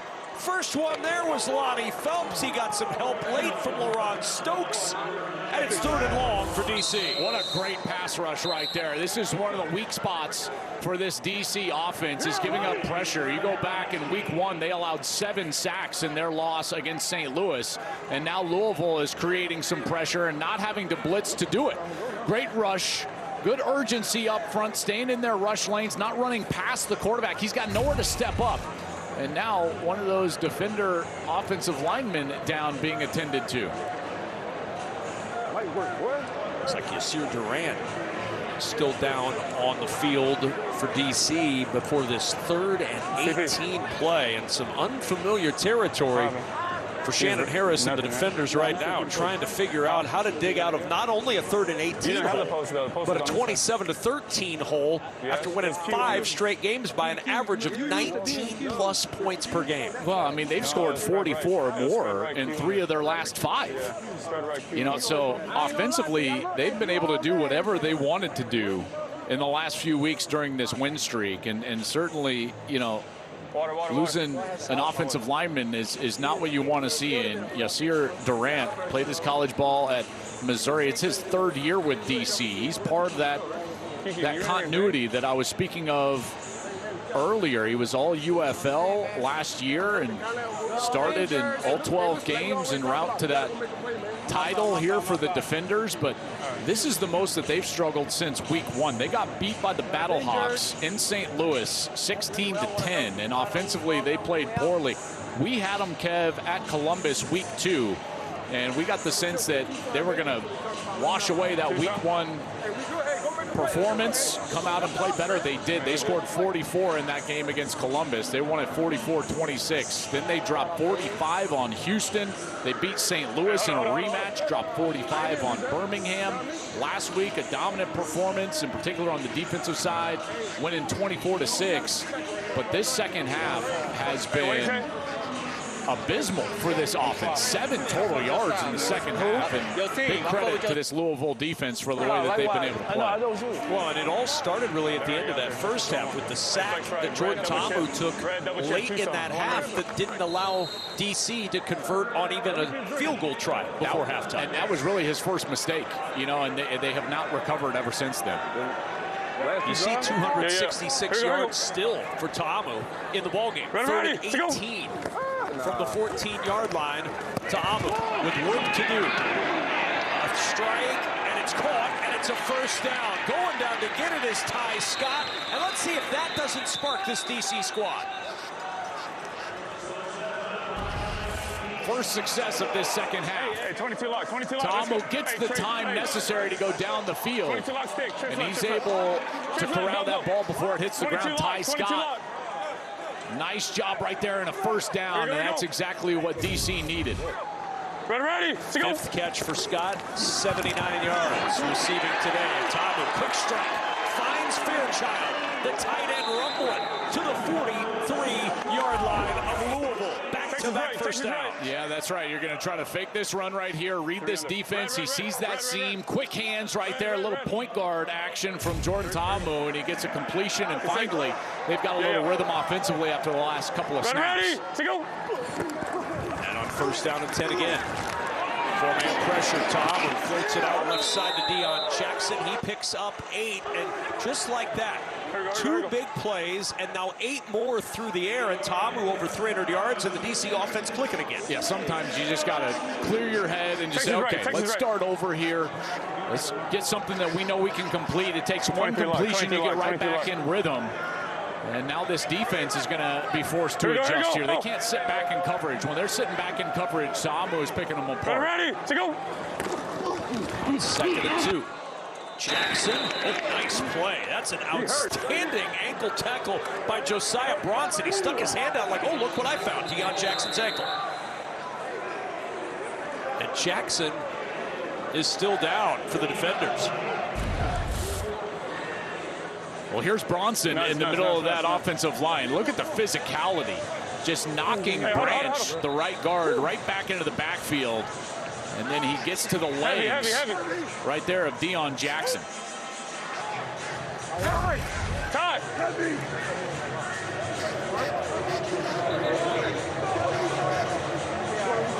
Hey, heavy left. Hey, you're over here. Heavy left, Zach, 47. Hold on, ready. 47. Smash, smash, under smash. Goes right, under smash. And 2. Here we go, here we go. Is Xavier Valladay, former Arizona State Sun Devil at running back. Ready, let's go. 3rd and 2. Valladay to carry. He's got the first down. 11.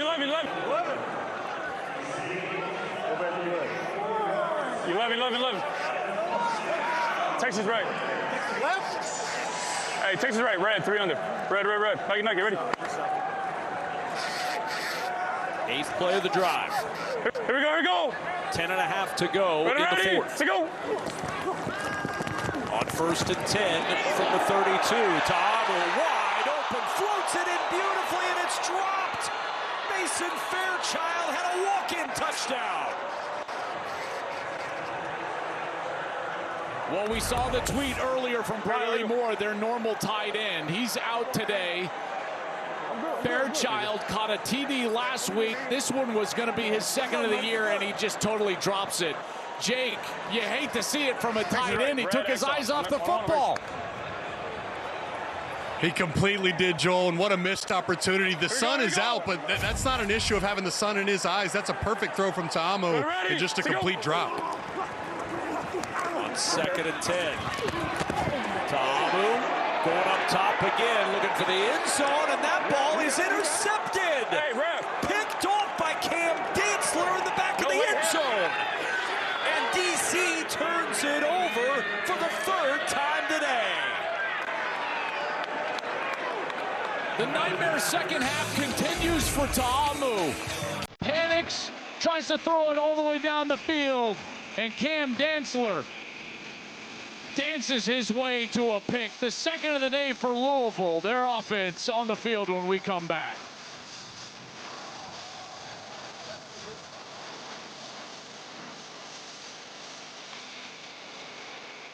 Challenge thrown by DC. They were asking for a penalty on Mekhi Garner for illegal contact. Dean Blandino, no super challenge awarded here. Why?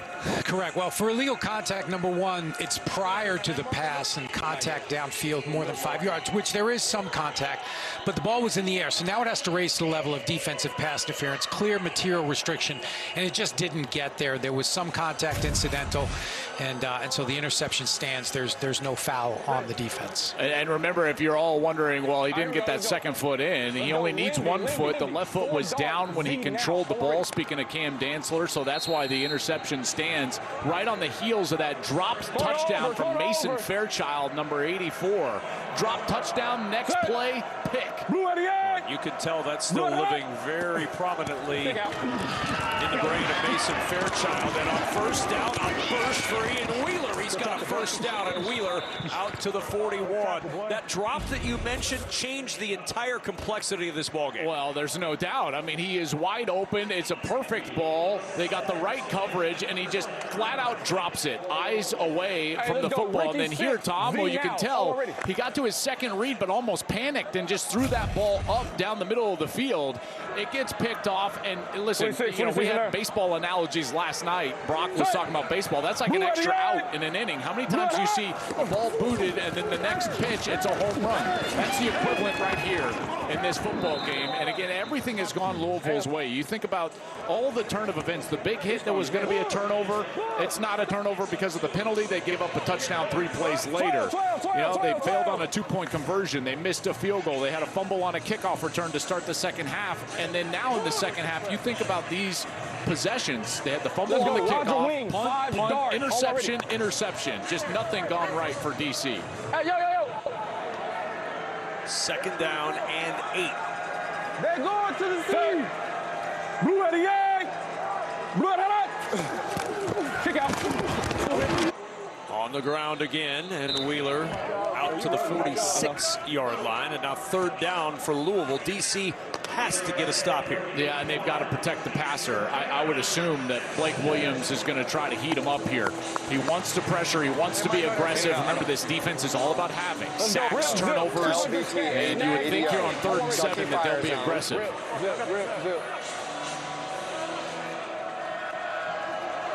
Well, it's not a pressure look. They've got 2 safeties back. Here comes the corner.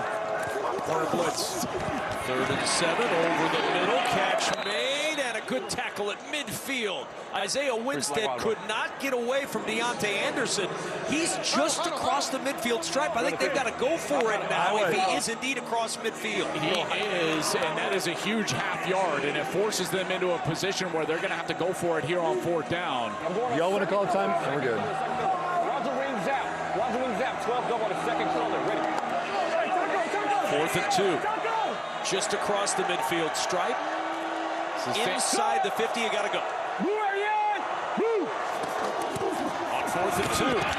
Handoff. First down and more. Ian Wheeler inside the 40 and down to the 37. They needed 2, they got 13. And they were all stacked up at the line of scrimmage. Look at all those red jerseys, and now you just need one little seam, and he finds the seam, and he's able to just run right behind his pads. Good physical run from Ian Wheeler. I'll tell you what, this run game, they had done nothing run the football in the last few weeks, and today, Kev, they're up to 130 yards on the ground on 24 carries. 2 weeks ago when they beat Dallas, they had 147. This is reminiscent of that game for Louisville. Remember, this is a team that has played better of late. They've won 2 of their last 3. Played very poor last week, in particular on offense. Couldn't run the football. They had 12 yards on 13 carries. They lost that one 16-3 to St. Louis, and that's obviously a very good defense. But they've come out here today and played outstanding. And again, a lot of it is on the back of Chandler Rogers and the way he's managed the game after that big hit from Roberson. 2nd and 7. Robinson trying to get to the edge. Look at the power of Robinson shrugging off DeAndre Baker to get extra yardage after initial contact. Man, good, powerful run. Now we've seen all of these backs. Robinson, Wheeler, physical behind their pads, running through contact. 13B, let's go. Under 5.5 to play, and Louisville is just leading this game down with a 2-touchdown lead. 7D, all ready. Let's go. 3rd and 2, got to hurry. Play clock under 5. We needed one. Timeout. And they've got to use their final timeout. Tell you, they have got to, the operation, Fred Tice has got to get those play calls in sooner. That's 3 times now. It's the operation of the coaching staff that has forced them to take a timeout. Now they're out of timeouts. That's going to be big. Listen, I know that they've got a lead, but with 5:11 left, this is a critical play. Don't mind using the timeout right here. If you convert, that puts you in a great position. It's a 2-possession ball game. They got 2 timeouts left. We got 0. This is the opportunity to go put the hammer down. You get the ball in the end zone here, and that's about lights out for DC. And a 3rd and 2 with 5:11 to go in the 4th. I'm sorry, this is Steve Logan. I keep saying Fred Tice. Apologies on that. Fred Tice on the opposite side. Steve Logan, the offensive coordinator, and that's the operation. That's my apologies on that. 5:11 to go in the 4th, and a 3rd and 2.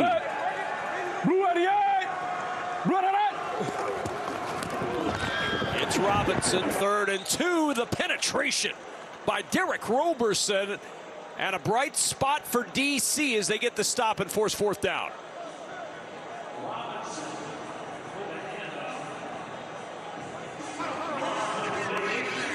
Push on your ass. So remember, they've got to go for it, either kick a field goal or go for it on 4th down, and the offense stays out there. Well, remember, 17 is still 2 possessions. You know, so you go up 17, it's still 2 possessions. I know it forces them to have to go for 2 and then 3. Now, it looks like DC is going to take a timeout. Boy, and that leaves them with just one remaining as they try to attempt a comeback late in this game. They're going to miss those timeouts. Well, you just think about, the expected possessions here, and what Louisville is thinking to themselves is that it's a two-possession game as it stands. If you kick the field goal, it's still a two-possession game. Now, yes, if you were to kick a field goal here, now DC would be forced to go for 2 and then 3 in order to tie this ball game up, or 2 3-point conversions. But if you can somehow convert here, not only are you going to drain the clock, but if you get into the end zone, that's going to salt this game away. And now DC with only one timeout, you start thinking about, you get a first down, you can really start to drain this clock in a two-possession game. So I don't mind the aggressive nature for Chris Redmond here. Their season basically on the line. They've got to get this third win.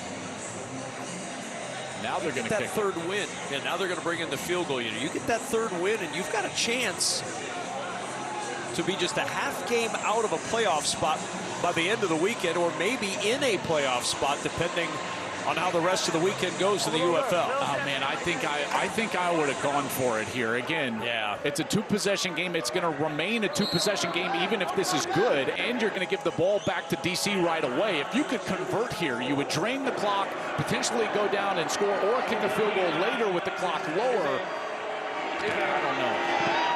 From 49, and the kick by Tanner Brown is good, so 3 points on the board. But to your point, Joel, a 17-point game, the calculus doesn't change that much. No, it doesn't. Now you're going to force DC to really execute post a touchdown, which they haven't done anything offensively in this second half anyways. It was two elements there. One, an opportunity to maybe make it a three-possession game, but also the clock. Because when you're talking about expected possessions, you start draining that clock under 4 minutes, and it gets dicey. Well, week 7 of the UFL season continues tonight, a game that everybody's going to be keeping a close eye on with Dallas and Birmingham, especially in Louisville, depending on how this turns out. And how about tomorrow? Orlando. They've lost 2 in a row all of a sudden, taking on the Houston Gamblers, who finally got the quarterbacks they wanted back in the stable. That's at 6 Eastern on FS1. You've been settling for a field goal. That is a good series there. They ran 5:15 off the clock.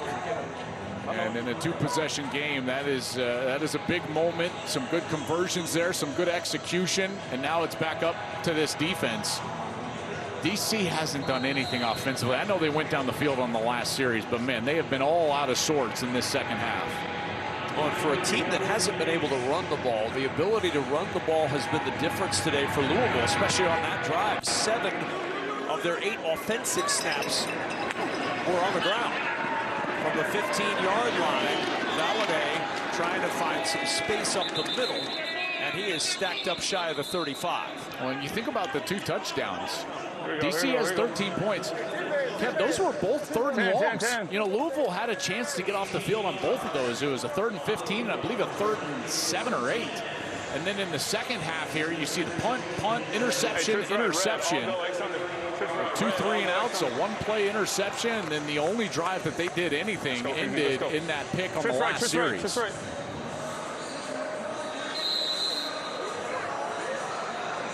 So work to do in a big way for Jordan Ta'amu. 4:23 to go, 1 timeout remaining, down 17 points at home.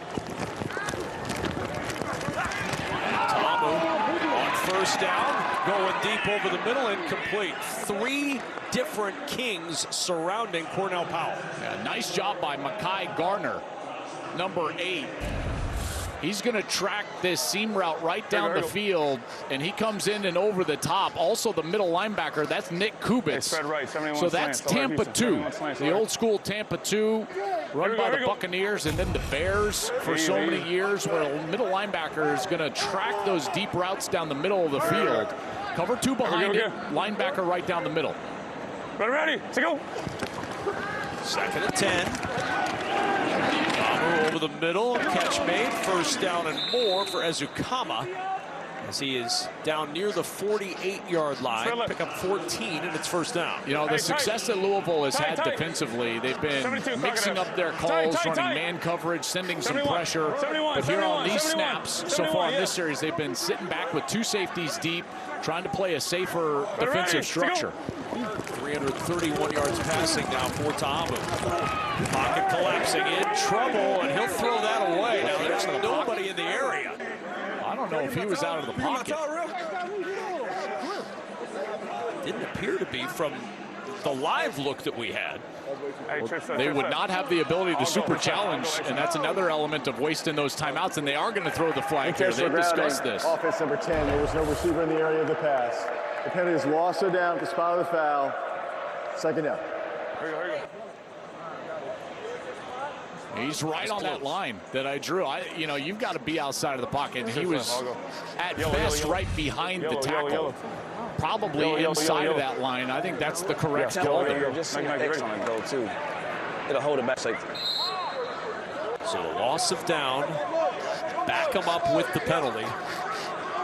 And it is second down. All the way back at the 36-yard line. 18 yards to go for the first. Ta'amu under pressure again. Flushed on the run, and Ta'amu diving forward. Clock continuing to run, and not much to show for the scramble from Ta'amu. Boy, great job by this defensive front. And Ta'amu just couldn't get around the edge. And Jamie Sharper has done a heck of a job with this defense today. Can't hear it. Remember, these two teams meet next week again. Here we go. That one's going to be chippy, isn't it? It sure is. Play clock under 3. And movement. Man, I'll tell you, just mistakes from this. DC has not played clean at all. Turnovers, penalties. Offense number 72, 5-yard penalty. Remains third down. You know, Jake, I'd love your thoughts. You're down there on the sideline because after that hit, the energy and focus went to Louisville's side late in the first half. And DC has never been able to get it back. I don't like that. Not once, Joel. And in that moment, I mean, DC looked like they were going to get the ball back after a big turnover. That DC sideline was fired up, ready to take over control of this game. But since that moment, the DC sideline has been dead quiet. Ta'amu over the middle, going up to get it, and plucked by Powell. The ball popping out as he hits the turf. It's a clean recovery by Louisville and Corey Mayfield, but I think down by contact. I don't know. I saw one of the officials point in Louisville's direction. Now they're going to discuss this. We'll take a look at this here, headed to the 2-minute warning. He's down.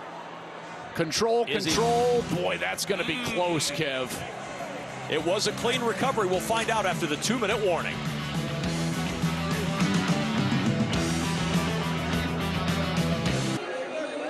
All right, it has been confirmed a fumble. DC with another second-half mistake. Clean recovery by Corey Mayfield, and Louisville with the football. 17 points up and 2 minutes to play. And Mayfield has been around the ball a ton lately. He's got 3 interceptions over the last 2 games, and here he's the one in coverage. He knocks the ball loose from Cornell Powell as he's going down to the ground and gets the recovery. And Louisville gets turnovers on each of the last 3 possessions to close out this game. Now, DC could technically get the ball back, but it would be around 30 seconds left in this game after their one timeout. They'd be down 17 points. That effectively ends it. A season high for DC today, 4 turnovers, and Louisville is going to come in and on the road, a 10.5-point dog, and shock the UFL's best team. What a performance for these Kings. Good job, Stoke. First down and 10. They hand it off to Robinson, and Robinson to the 46-yard line. And will continue to run, and now we've got pushing and shoving at the end of it. You mentioned it earlier. Next week's going to be a little chippy. Flags on the field. That's the only thing you can't do if you're Louisville. Hey, you look at 2 flags, could have got both of them.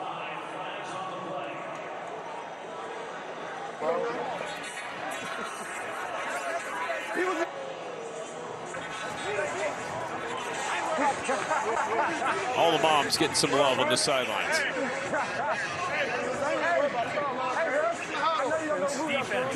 An 85 offense, and they're both personal fouls. They offset, and we're on second down. Okay. All right, here we go. Hold on. There are fouls by each team after the play.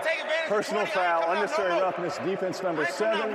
Personal foul, unnecessary roughness, offense number 85. Those fouls offset, result to play is second down. And we go downstairs to Jake Butt.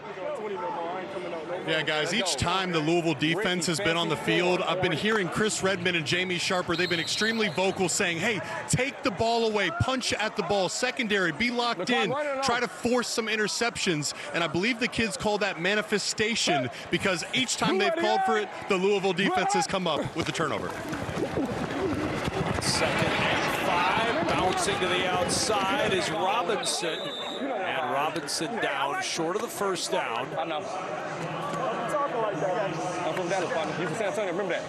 And now third down coming up for Louisville. Well, this is where you got to communicate in the huddle if you're the quarterback.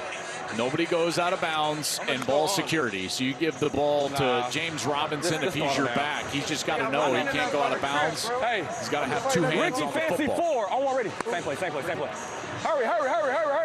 Hurry. Same play. Set. Blue 88. Blue 88. Third and 3. Robinson, he's not going to get there. Stacked up at the 49-yard line. It'll bring up fourth down, but DC not using their 1 timeout left. No, if I was Louisville here, I would punt this, but I would actually just take the delay of game. Don't try to hustle out there and snap it, get a false start or something like that. Just take the delay of game, take the 5 yards. Gives you an extra 5 yards to work with your kicking unit.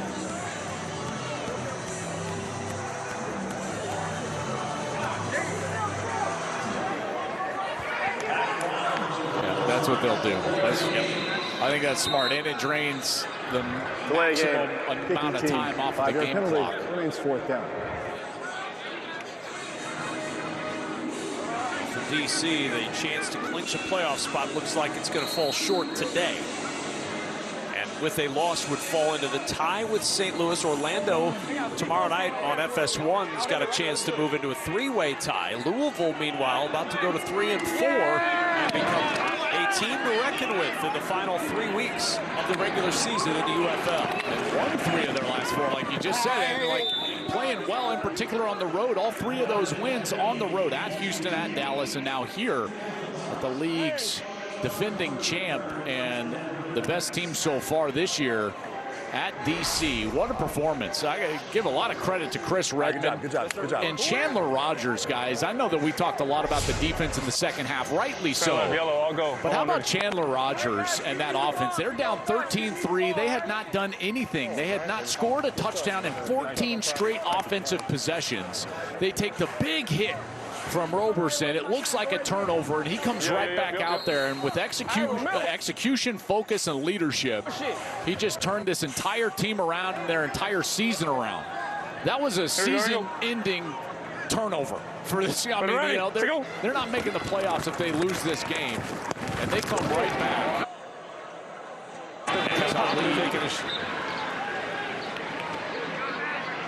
Scott can't catch up to that one, and it's 2nd and 10. It's been an impressive performance from Louisville all the way around. And, I mean, you look at a +4 turnover margin. You're not going to lose a lot of games when you're +4 in the turnover category. And when your quarterback plays as clean as Chandler Rogers has played, that's a pretty good combination. Well, and you look at this, they're plus, what, almost 60, 65 yards in the run game. You know, 145 on the ground. DC only ran it for 78 yards. And you get the turnovers there. They've limited the mistakes.